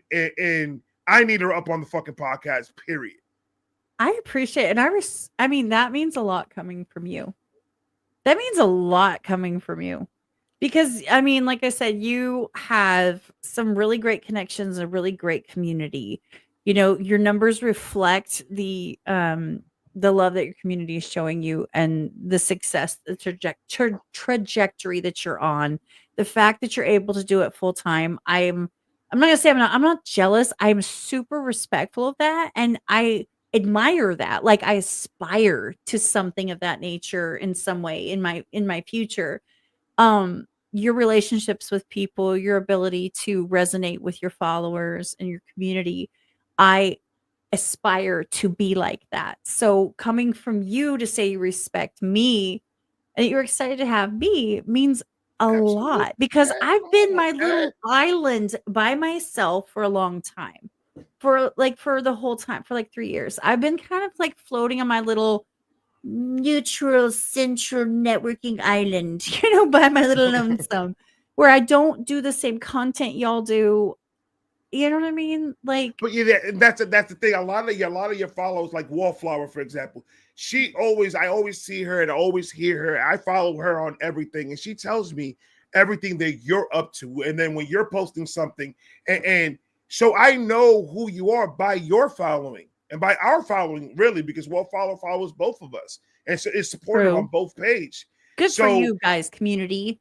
it's just Yeah. like I see it, and when I see somebody working, and I love seeing that, and not only that, but keeping it away from drama, and just you're going to say what you're going to say. People may not like it, but you're not following trends of drama to go and follow that shit and do all that crap. So when I see my peers around me that are like with the heads down working, I'm just like, that's what a network is supposed to be like. Yes. We're supposed to be putting out content and entertaining these people and trying to bring them something that somebody else is not bringing. You are a unique person. And share knowledge. Exactly. One of my favorite things that I have done since being on this platform, there are a couple of connections that I have made happen, and I will claim them till the end of days, and they can never say different. I've made some of these connections happen, some epic ones. And like okay. Have you ever seen How I Met Your Mother? Yes. Have you met Ted? I do that shit all the time. I'm like, have you met Skull? Have you met Truth? Have you met Keto? Like that is my favorite thing, is to get people to connect with each other that I know will legitimately like resonate with each other, because knowledge is power. That's why some of my I don't know if you noticed, some of my content is now how to be a good subscriber. How to be a good subscriber and actually make a difference. And some Right. YouTube 101, how do these people have 800,000 subscribers and not know this shit? Like, what the fuck? Right. How do they not know you get 3 notifications a day and they're like, oh, YouTube screwed me over? What? What? How do you Yeah, I not see know that. I this? see that. I see that all the time. And I had grabbed one. I actually DM'd one of the reactors that did that, and I was like, "Bro, you posted 7 videos, so you know the only YouTube only posts 3 of those motherfuckers, right?" And then he's just like, "What?" And I was like, they only push 3. They don't push all of them that you posted one day."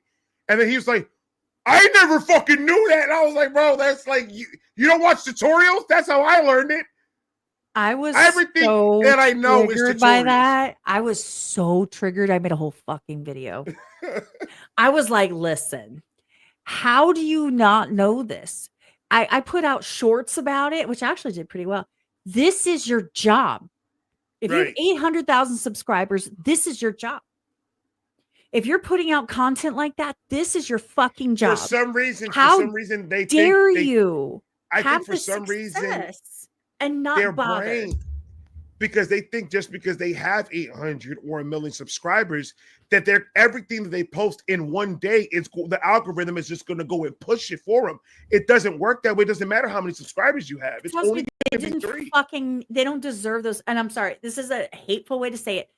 If you haven't bothered to understand what it entails to do what you're doing on a level where the simple things that I know, and I'm not even close to that level, right? Like, I barely have a video or 2 a day to even put out. If you have 7 videos, you have a team, you have 800,000 subscribers, you're getting comment, you're doing all these things. You have an actual team. If not a single person on your team has told you this, something's wrong, which means you blew up because you're in a niche. It has to be. That's the only way that that's going to happen, because if I like to say going at it raw and you're just completely learning as you go, and you're not fucking really It's my kind of having that type of team behind you to help you push all this shit. If you don't have that, you're working as you go and learning as you go. That's the best way to do this, because now we understand the ins and outs of it. They don't. So you can have all the 800 subscribers all you want, because eventually you're gonna get there. I'm gonna get there, and everybody in our community, in our peer group that me and you work around with and work with, is like, for example, I'm gonna tell you guys something real quick. When I had keto up, who did I hit up? Because I did not know how to contact this motherfucker. Kat. Because I knew for a fact that Kat was going to know. She was not going to give me no half-ass answer. She's like, all right, bet, give me a second. Boom. And she gave me his number, and I was able to call the guy. I asked him first, though. I asked him first because I don't do, like, I'm not that person. You're not getting any kind of contact with anybody without them. You know what I'm saying? You know how it's a risk. Well, the thing about it is, I told him, I went to one of his lives on the comment section, and he said, yo, I'm gonna hit you up on IG, and I'm gonna give you my number so you can call me.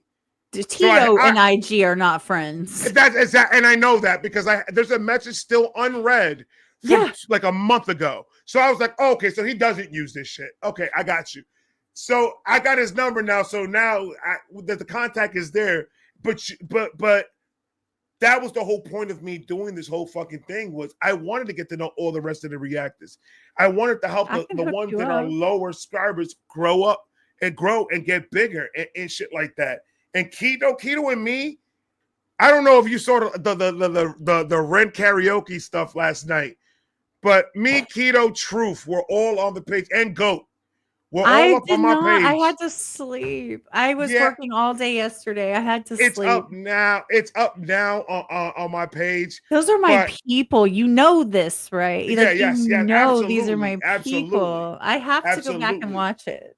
And I'm telling you, from the minute that me, Quito, and Truth and Go reacts was on the screen, it was like we fed off each other so well. Oh, I believe it. We flowed so like it was something that I've never felt before in an interaction between a whole bunch of dudes on a fucking on a computer screen. I was just like, yo, right now we're vibing so hard that I don't even want to do this shit. I just want just us to sit here and just talk shit for fucking 4 hours. Do it. But it Schedule was it. so, Do it. oh no. Sign them up. This whole year, me, Quito, and Truth, we're about to meet up, the three of us, and we're gonna do some content together. Well, that's because you guys are close to each other. Yeah, they're not that far from me. Like so we're gonna meet up and we're gonna do a lot of content throughout the year. And we try to do this big end of the year bash thing where we all get together and do some stuff for the fans and have everybody meet up and do I fan. do that. And Truth comes with me, and Nick comes with me, and just Jen comes with me. Locked Wolf's coming this time. Cliff's probably coming this time. I want to do that shit. Where you doing it this year? April. We're gonna be going. We're going to Vegas again. At least Vegas. That's a potential. Like, see, okay, so a couple people have been like, there's stuff going on. Nothing's like in stone. It's in stone because we're already starting to book our tickets. But at this point, April, we're going to Vegas. We've got people signed up to come with us. There's at least every time me, Truth, and Nick go every time. That's the core. Like, it's us. Those are my buddies. They've come to my house. They've met my mom. Like, they've met my children. Those are my people. Speaking of your mom, does she still watch my videos? She does sometimes, because she's all about like the Chris Stapleton and pentatonics. Okay. And if you do old like classic stuff, no, I'm not talking about like classic rock. She didn't care about that. I'm talking like the old like Dion, Elvis, Beatles. I'm talking 50s and 60s. I literally got tell your mom that I got a lot of content for her coming, because I got some Elvis. I got a lot of Elvis coming. I got a lot of I don't know if she listens to Jethro Tull, but I got some Jethro Tull coming. I got some Beatles coming. There's one request for Yesterday. They want me to do. Oh my God, that's one of my favorite songs of all time. It's one of my favorite Beatles songs. Here's my favorite Beatles song is My Guitar Gently Weeps by George Harrison. I love that song. Have you watched the movies they made back then? The movies were amazing. I saw one, and I can't remember the other one. I don't remember. The one that I saw was so long ago, and I don't remember the name of it. But I did thoroughly enjoy it, though. It was so funny. Like, you had to, and I was like in my teens. I was obsessed. My mom went to a Beatles concert. She has all the memorabilia. She went to a Beatles concert, like when they were like chasing them around. Like, she was at one of those. And no, she I've suggested stuff like Mamas and the Papas, Dion, Neil Sedaka. Like, there's all kinds of stuff. I was obsessed with oldies. Tell her to watch my Ren reactions. She doesn't. She's not anything that has to do with like rap and stuff. She's just not into it. Okay. Yeah, she's like 72. She's not really into. What? Yeah, I got her. Tell her I got a lot of content coming. 30 years older than me, and actually, so she's 71. I'm 41, so she's 71. So I turned 31. She turned 71. I'm sorry, 40. 41. 42. She turned 72. Like June, October. That's crazy. So yeah, because I'm 40. I'm 41 now. We at 971 on Cat's page. Really? Yeah. Let's get that shit up. Let's get that up. Please share the page. Jorge, if you can, please put it on the comment section for me, please. I appreciate that. It means the world to me. Like, honestly, if you're like, I'm here for Ray, and Kat's like, she's okay, but you don't have to sign up. It's fine, because I want you to like want to see more from me. And if you Man, don't and you unsubscribe, I will never be mad. I'm look, also look, I can tell you it this. I doesn't can tell you bother this me. right now. I can tell you this right now. The Vibe Gang fuck with real niggas, and you a real Well, nigga. I'm So not. I don't know what else to tell you. That's the best way that the Vibe No, I reaction get can put it, but it was just wanted so bad to make a joke about that, but I can't think of a way to say it. without sounding crazy. But I'm what? It's Who like, gives a shit? it was a joke. Dude, Fuck, did you know that one time dude, for real, stop. Me, Skulls, stop. Chill Rock, Keto, and Truth, we're going to do a live stream about the N-word and who was cool with it, who was not, and why. And we were going to do a whole Speaking thing. of the devil, here comes the devil. What the fuck? There's I'm Keto. bringing you in. Yo, I'm going to send you the link right now, Quito. I'm going to send you the link right now. We got to bring Quito up here. Where did he get gotta like bring some Keto Latin up in here. his name? Is that a thing now? Or he's got like some kind of like, or is it? Hold on. I gotta get him the link. If he's not doing nothing. Well, he's in the chat. There's Chill Rock too. Man. I already know their answers. I already know who thought what about the subject, because I'm not stupid. And I was not about to bring up that subject without having an idea where that was going to go. You in the gym now? Motherfucker. Man, that sounds like a bullshit reason. Dude, you used to stream yourself in the gym with your phone. I don't want to hear it. Like, let's go. Nah. Austin is saying he's naked at the gym. I don't want to see that if that's what's going on. He's good. Yeah, this is a pants stream. My cat, look at my cat. I mean, my kitty's hanging all out right now. Jesus Christ, cat. There goes my demonetization. Were you ever monetized with my content? I mean, really? I'm sure I've said way worse things already. There's gotta be, right? Oh my God. Get the fuck down. Did. I already put it on there that it's not going to be good. Don't even bother. Don't even bother trying to monetize this one. Keto, I literally cannot smell your breath through the computer, so you're good. I just don't know if you charged your earbuds. Keto, you a piece of shit. Keto, you're an asshole, bro. Dude, eat your treats and leave me alone. He's over here being a psycho, bro. Keto, if you're looking at the screen real quick, I want to show you something real fast. See that? Smell like a beatbox, Mike? It smelled like a beatbox? Oh my God. Jesus Christ. Little cat is a 69 god. Oh my goodness. I can't. I don't even know where to go. All right. Thank you for putting up Keto's page, man. I appreciate you. Now, I love Keto to pieces. You know, he gave me encouragement one time. It was like right around my birthday. I think it was not this past birthday, but the year before that, where he just sat on the phone with me for a good, like, almost 2 hours and was like, look, this is what I think, you know, I don't know. He made me feel like he saw more worth in me than I saw in myself. Right. Like that I could really do this in some capacity, whether it be YouTube or behind the scenes or helping out, like, for example, like an artist or content creator in a different role.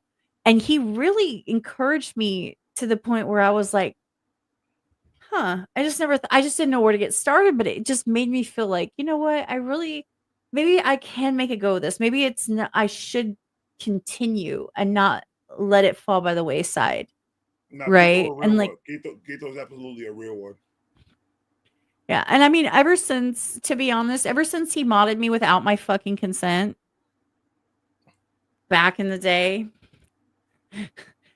saying, and then demodded me without my consent back in the day, which I was totally cool with, by the way. God damn, Quito. That's how you He do was it. like whipping me around.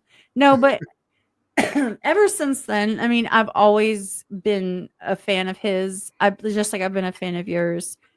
There's just something about people when you meet them.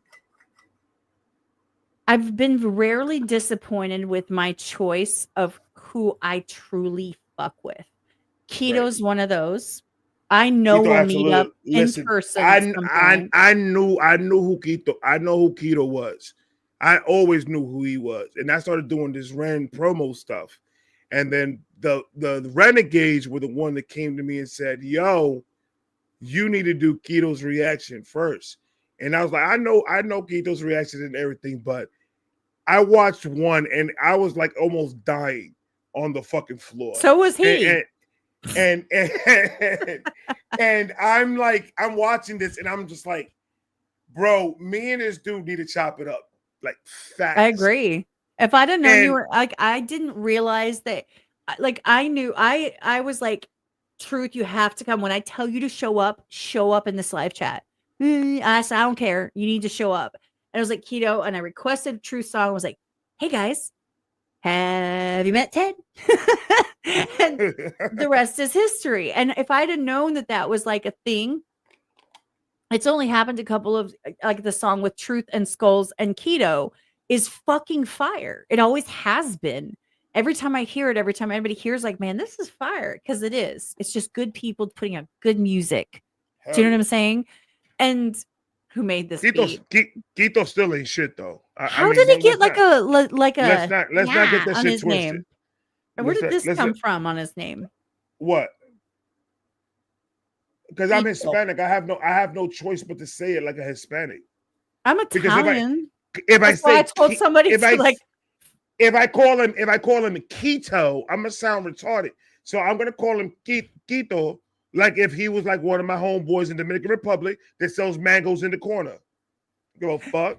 She done one that brought that light skinned little freaky demon around. Yeah. And you know what? Here, Truth's a real one too. He's been to my house. He's met my mom. He's met my kids. Truth He's is come my to guy. see me at least once or twice every single year for years. He's gone Truth. every single time I see him every single year in person, put my hands on him, give him a hug. Like, that's one of my closest people. I'm going to Truth is a real Chicago this summer, and I'm going to go hang out with Cliff. And I think Skulls is coming either to the Vegas trip or to the Chicago trip. So I'm going to be able to put my hands Nice. on him as well. Like, it's like I don't I'm like the I don't for like the real. I don't like the way you saying that shit. Like, you don't put your hands on them. Like, that's Okay, crazy. no, Like, no. you Hands don't to gotta put God. your hands. You can't Hands have to you God. can't- I literally stood in Vegas last year and I said to everyone that was there, I said, hey, I said to whom it may concern, we're just going to say that, to whom it may concern, who might be hoping that they can like jump in with any of the ones that are here. These are my people. These are my friends. I'm me.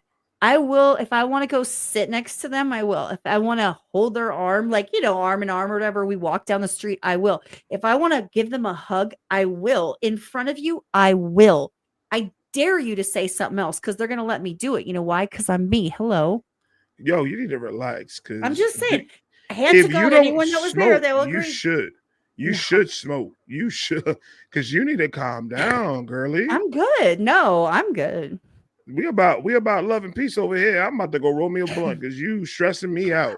Why is that stressful? You because you like 4 times already trying to fight somebody. Hey, ain't nobody here to fight. Why you trying to fight somebody, man? Felix, my She said jellyfish are being lazy. It's not fair. I have jellyfish here. You see them?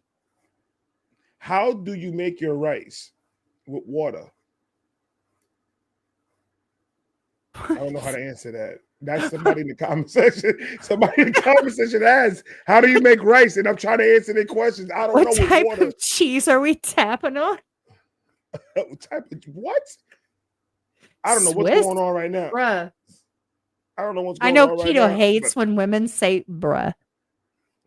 which is why I try to purposefully go out of my way to say that in front of him. Yeah, I don't like that shit either. That to me sounds weird.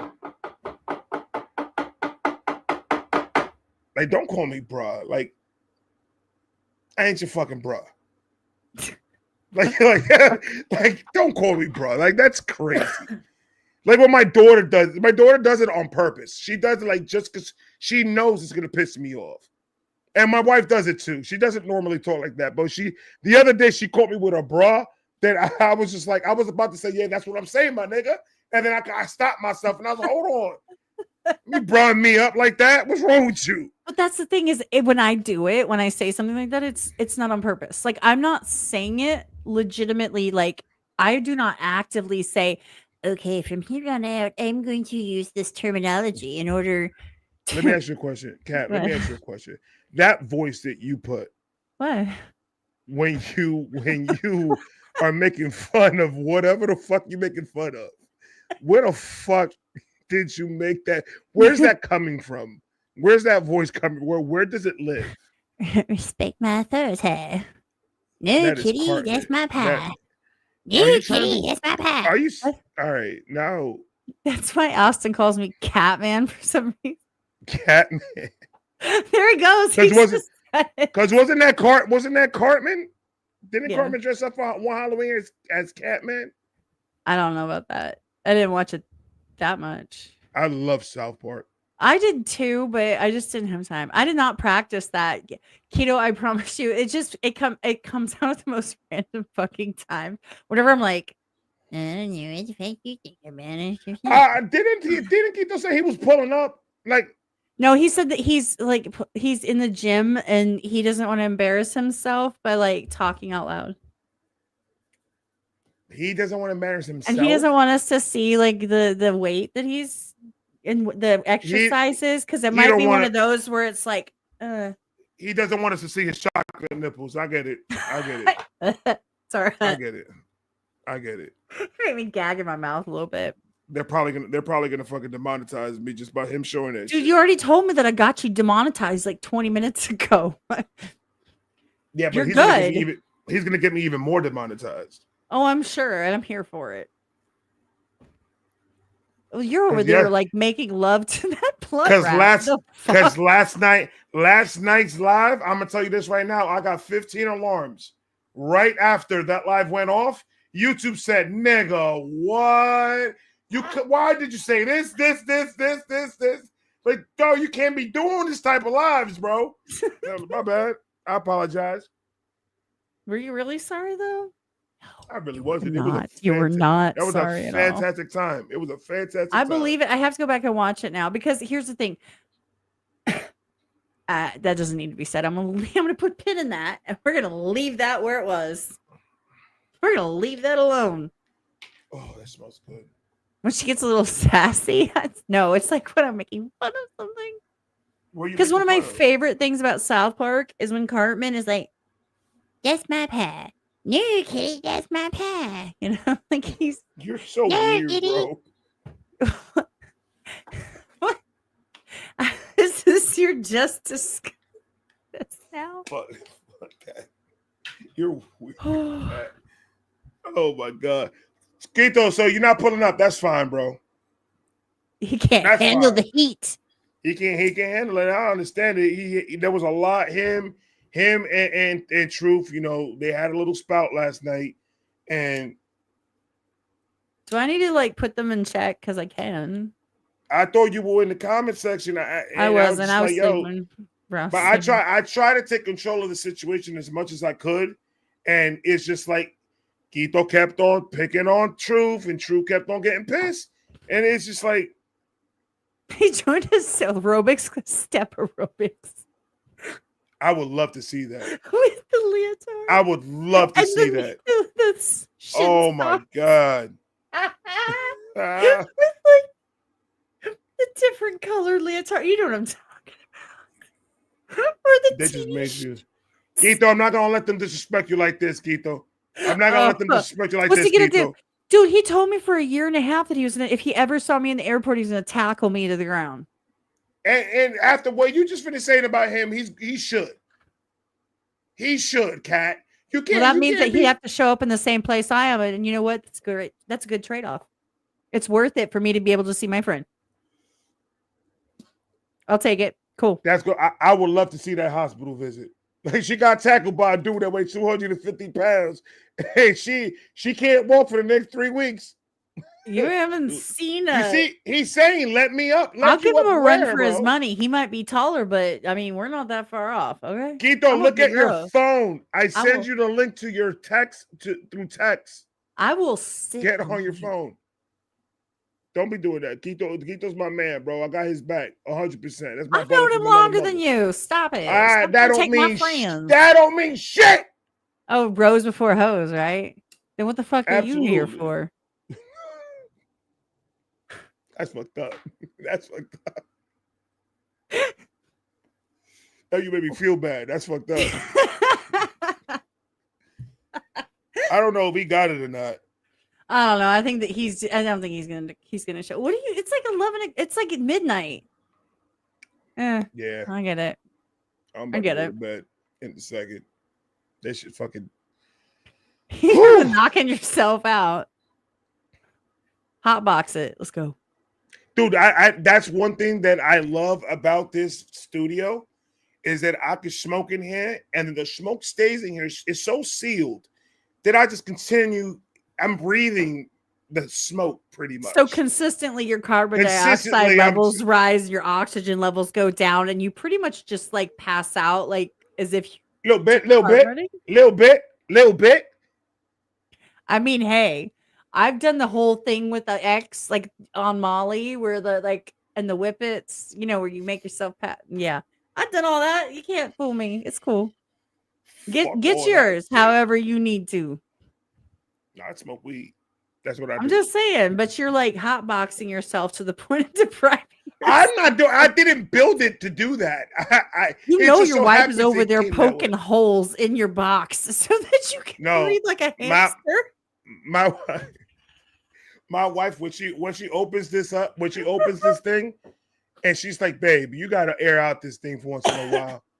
Ladies and gentlemen, I want to bring up somebody right now.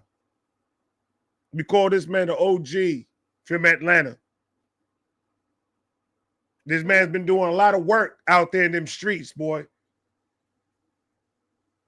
He's making money, making moves. Like sweeping the streets. This guy, one of my idols from back in the day. Big Balls Johnson. Big Balls Johnson. Hey, how we doing? Can you hear me? Mic check one. Mic check 1 2. I can hear you, sir. I can hear you, sir. You can hear me. You see what I do, man? Y'all thought I was. I see playing. what you do. You don't You play see what around I in this do? bitch. Nah, Let them know. hell Let them no. know what you do. Let them know I'm what you looking do. for 400 pounds. You feel me? Nah, 400 go ahead, pounds. Get Cat. them 30. Before we even talk about the waist, let's talk about Cat. She the one that brought that freaky little demon around with the thin mustache. I was minding my business. You know what I'm saying? Uncle Ray, had I met you first, he wouldn't even been no room for that motherfucker. But guess what? You know what I'm saying? He come around like Scrappy Doo. I can't shake the motherfucker. I'm trying to shake him. And then I'm gonna tell you what's crazy. He come on, he begged me to come over. So I let him over. Then once he come over, he get on your live and he'll say, "Man, this motherfucker begged me to come over." And Uncle Ray, you be believing this shit. So I got a problem with you too, Ray. Because you buying this shit. You I so didn't buy much. yo, no. Look, Quito, if you really want to really be 100, I was with you until you started fucking with him. What you mean? What you Ray, mean? What I mean? These ways represent you. I'm just showing you. That's what I do to little niggas. All you little niggas to me. You see what I'm saying, cuz? This is what I do to little ones. Keep talking, I'm listening. He waves Hey, you in bro. front of his face. Hey, bro, how much is that for real? It's like 38 pounds, I think. Yeah, it's like Show him the ends of the waist. Show him He the lifted ends.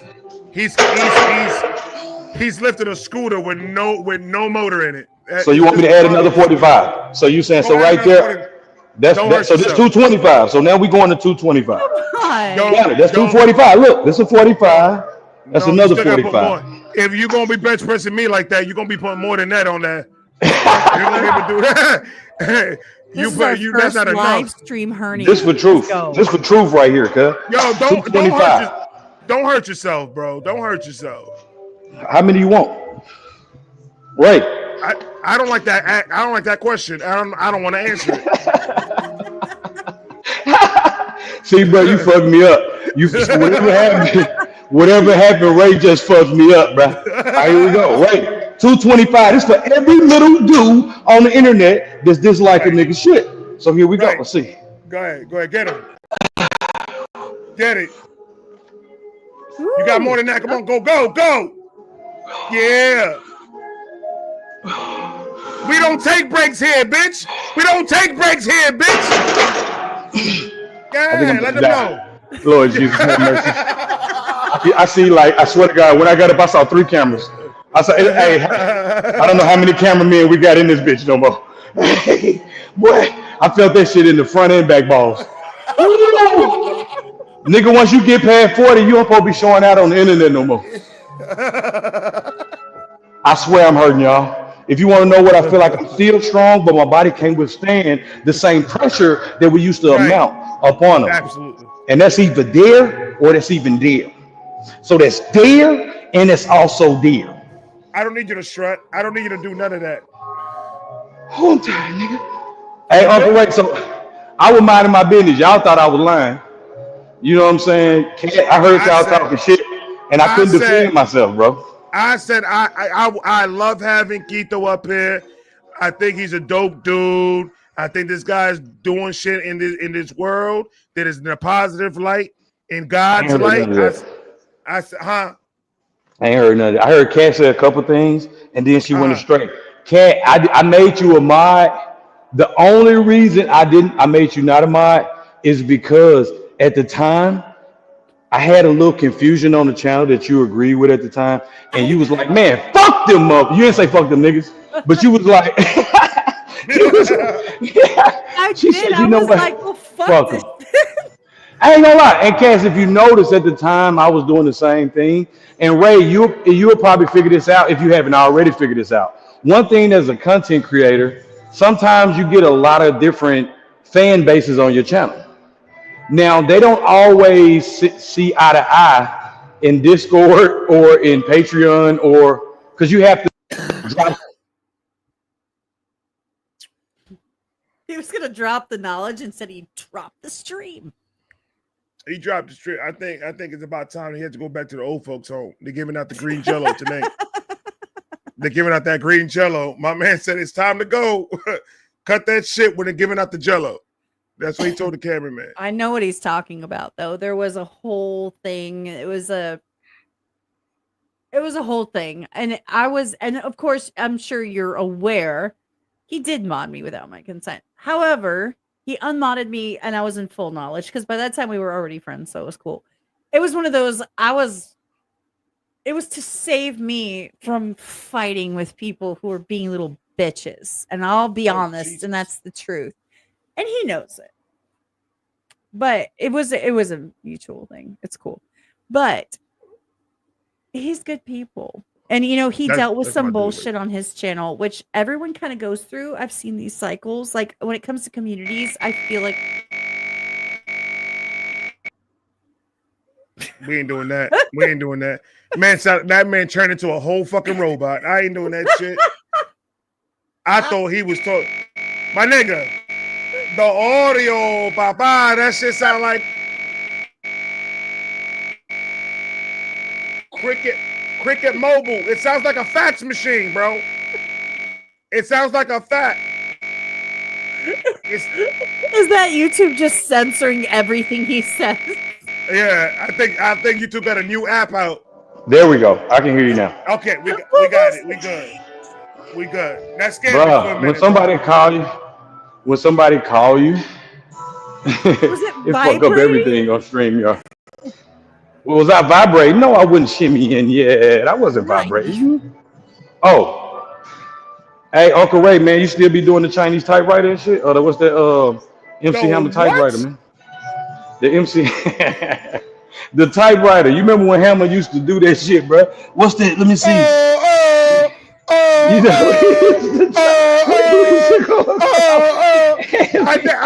I ain't gonna lie to you. The other day I went to Denny's with the family.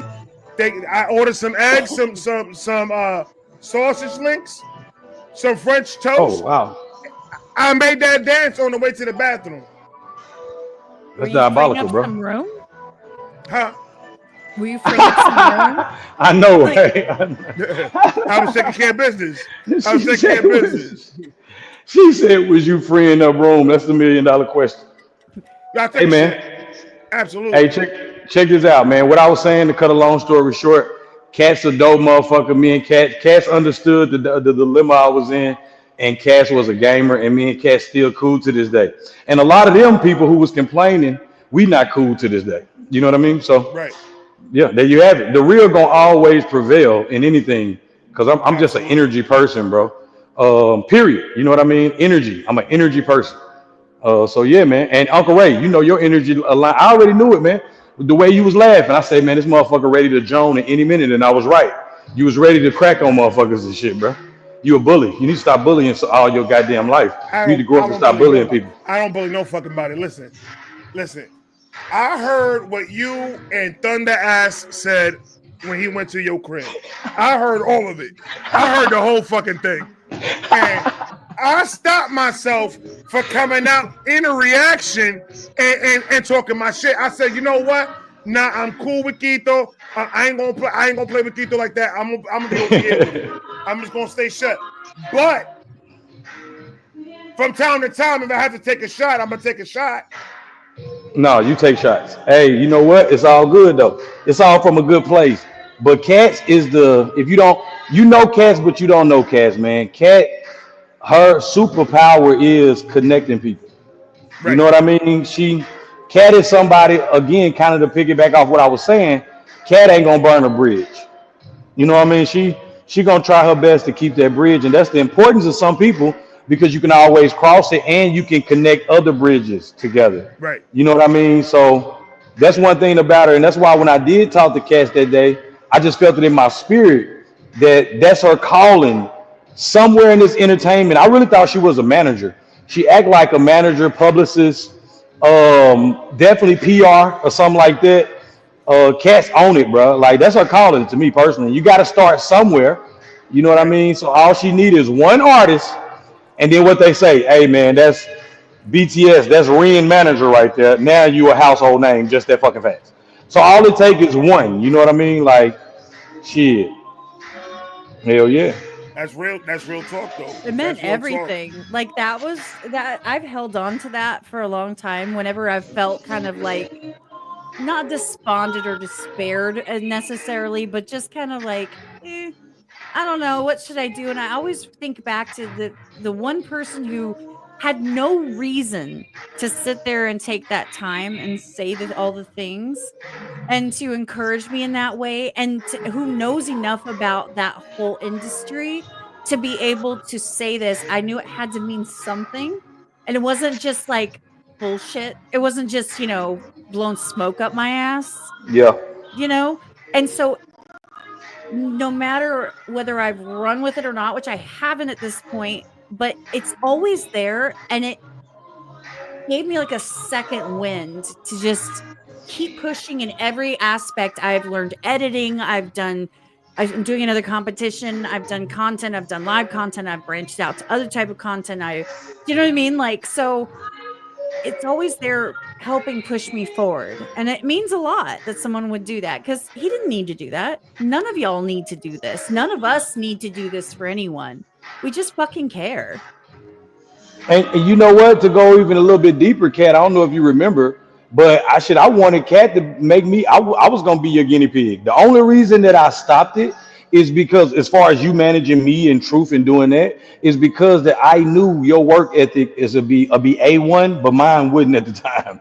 Why? I'm an ADHD person. 1 minute I'm on Airbnb. The next minute I'm on stocks. I'm a day trader. I trade options every goddamn day. Then the next minute, you know what I mean? I'm either training somebody in Airbnb, or I'm fucking building websites. You know what I mean? So yeah. I do so much shit that I don't know what I'm gonna do tomorrow, and I can be a headache to manage because my focus will change. Like 1 minute I want to be fucking Bon Jovi, and tomorrow I want to be a coach. I want to be Deion Sanders. Tomorrow I'm trying to go recruit a little league football team. The energy that I had on being Bon Jovi, like, bro, where the fuck you get that idea from? Tomorrow is like, what was you thinking? So, but you deserve somebody that's 10 toes down in it because that's how you gonna be. And in the near future, if I ever consider myself 10 toes down, I still will circle the block. And I have you managing me, and I have TD Freelancer helping out. I swear to God. That's really an ideal thing for me, is to have the people that manage me that actually know me and know what I do and know how to deal with an ADHD motherfucker. You know what I'm saying? So, I get it. yeah, I've but yeah, my never bad. told I didn't mean to go that anybody- long on it, man. My bad. I never told anyone that you said that. I kept Yeah. that under wraps because I just, it was one of those things that, I would never like claim. So coming from you, it's a whole different. It hits different to say you actually saying that out loud because it matters. Telling somebody something like that actually matters, and I know you well enough to know. Plus, you went on the show. Remember, right after around that time. And so there was all this stuff going on. So I was never bitter or like, oh, well, you tell. I was just like, hey, just making sure, did I miss something? And then moving on. Do you know what I mean? Yep. Because that's just how life needs to go. If it's not in the moment, it might come back around. You never know. But no, and you know what? It's timing. It's timing, Cass. That's why timing is everything as far as me and Uncle Ray linking up. I view this shit deep. Wherever Uncle Ray was in school joning people, I was somewhere else joning people. Like, and now me and him together on this live, right? The energy's been aligned. It's just who would be that median to bring it together. You know what I mean? I get it. Yeah, hell yeah. And that's what me and you, Cats, saying the way you brought truth around. The energy's not gonna always stick. You know what I mean? Some people I'm be like, nah, fuck that bitch ass dude. I don't like him. Cat, that's your partner. I don't fuck with him. He's a bitch ass dude to me. Like that may be the case in the future. But right now you got a good batting average. It has. I was gonna say that ain't happened yet. No, you show Hey Tunney right now. You got a good batting average right now. Bruh. Stop. You see, and that's what I'm saying about this whole entire thing that we're doing here, and bringing that community together, that unity together, and trying to branch off and try and do other shit, more content for the people that follow us, because we all have the same exact following. Our following is exactly, we have the same people that are always on our lives, that are always around us. They're on the comment sections and everything like that. And making more content together. You've always had it, Cat. Relax. Damn, Cat, he checked you too. And you cooperated. You'll never cooperate with me like that, but continue, Uncle Ray. Take it easy. But it's just more of, I appreciate that I got something out of this that I didn't think that I was going to get. And that was the connections that I made with Guito and the connections that I made with Truth and Brain Squeeze and Disco Doc and everybody else that are reactors. Now, I feel like with this community, we could really make this independent shit grow and really go out there and branch out and work and really get a lot and do something with this shit. And like push this positivity, this connection, we're gonna rat on each other, we're gonna get on here, we're gonna start talking shit 110%. That's what the fuck you're gonna get from us. Ain't nobody gonna stop us from saying what the fuck we want to say. No, that's a fact. And that's how it should be. That's why I have my own channel, because you can't fucking tell me what to say. That's real though. When people come up on air, I tell them all the time, because they always ask me, hey, what can I say? How far can I take it? Then I always tell them, like, dude, say whatever the fuck you want.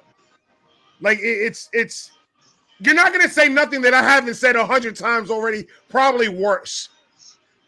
Mm-hmm. I bet I could push that, but I doubt that. I doubt that, Cat.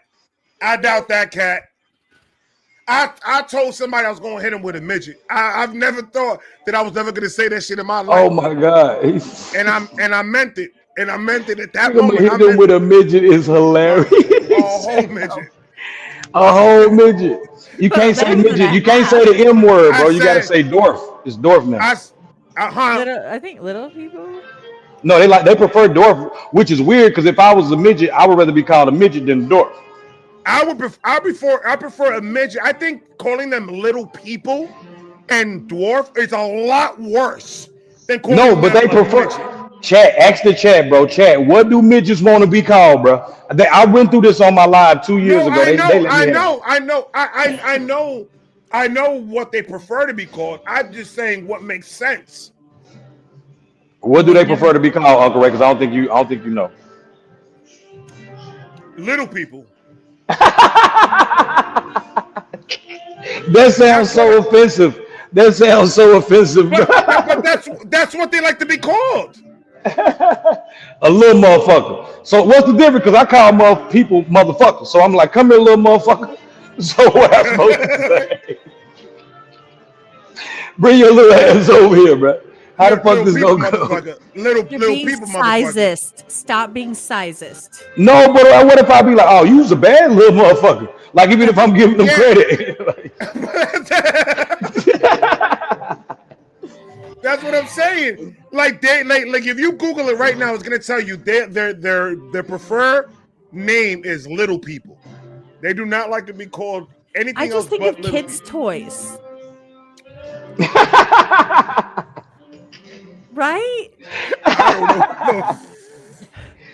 Well, man, little people's. I'm gonna tell you this. I gotta tell you this, bro.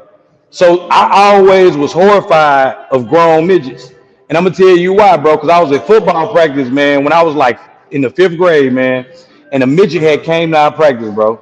A dwarf came to our practice, and he looked like his head looked like Ray Lewis, bro, but his body looked like Chucky.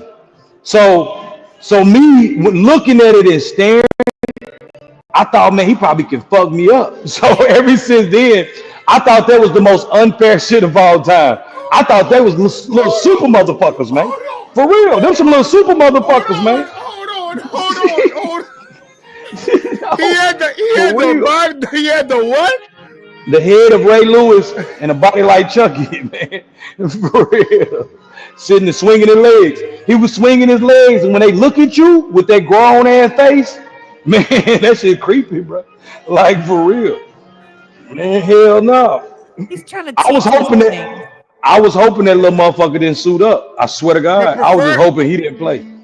The preferred term for someone with dwarfism is little dwarf, bro. It's dwarf. See, dwarfism. Thank you, Cat. No, what they have is called dwarfism. That's what they have. Cat, tell them, cats. This motherfucker don't be listening, bro. It's a dwarfism. Is you suffering from being a dwarf? You a little motherfucker. No, you embrace being a dwarf because it's not a problem. It's just who you are. Hold on. What you're technically called is a dwarf. That's the scientific name for it because it's dwarfism. That's what I said. Hold on, nigga. what they prefer. The key word is what they prefer to be called is little person. That's not a fact. I prefer. I'm just showing it to you. I prefer to be called a rich, skinny chick, but look, that's not how I am. What I'm saying is, I call them midgets. I don't call them nothing but that. And you just got limited again. Yeah. Yeah, bro. What? Your monetization limited. I might well just say big balls, bitch, pussy, everything on your live at this point. Brother, you really want to get limited? I got you.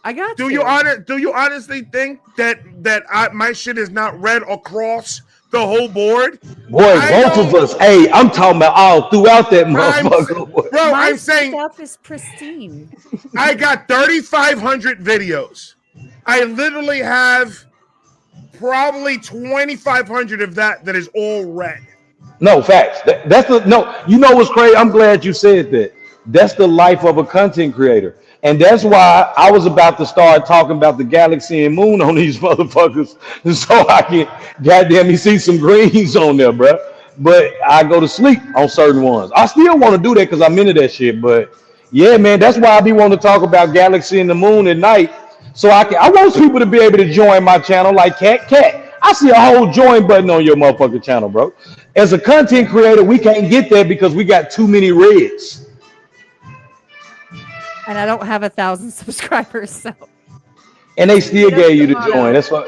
Cat, I'm hating. I'm hating, bro. You deserve it. You deserve it. But me and Uncle Ray fucking deserve that shit as well, bro. That's bullshit. That's bullshit. We work too. We work too. Why can't people join me? Am I too verbal? Is that what it is? They pay you. The people that have joined my channel just fuck with me as a person and want to support in some way or another, so I don't deserve feel it. A complete fucking loser. You deserve it, though. Here's some money. We're not saying where you don't deserve it. You deserve it. It's just that you think we don't deserve the button. You think we don't deserve the buttons? Hey, man, I'm joining y'all on the next one. My camera lady was getting tired. She started yawning in the gym. I think that was my sign. I gotta go. We headed to the treadmill. Hey man, love y'all, man. Hey, on the next one, man. Catch y'all later, man. All right, bro. Love. All right, for sure. Man. All right. I'm gonna call it a night too, Kat, because it's already 12:20 and I'm dude. It was my bedtime 2.5 hours ago. Guys, thank you so much for joining the live, man. I hope you guys enjoyed it. It was a great conversation, Kat. Thank you so much again for coming up and hanging out with me. I appreciate you for inviting me. I mean, sincerely, I've always am the host. I never get to be the guest. I feel super special. I'm walking the red carpet. I have to go put it away now because I rolled it out so I could walk on it to come over to the microphone. I appreciate that, though. I do appreciate your time, but you sis, man, you sis. Whatever you need, I got you. I got you. Whatever I can do for you, I got it. Same. If you ever need anything, hit me up. And by the way, the chat, thank you for being here this whole time. Anybody in the future that is watching this, I appreciate you. Anyone that subscribed to me just to show love, I truly appreciate you. I hope you like the content. And if you want more, please let me know. Let Ray know. He's awesome, guys. Come on now. Come on. I appreciate the shit out of all of you. I'm going my app to bed. I am fucking tired of this shit. I love all of you guys. I'm gonna talk to you guys later. Kat, thank you so much. Peace out. I got a bad feeling about this. They say Larry is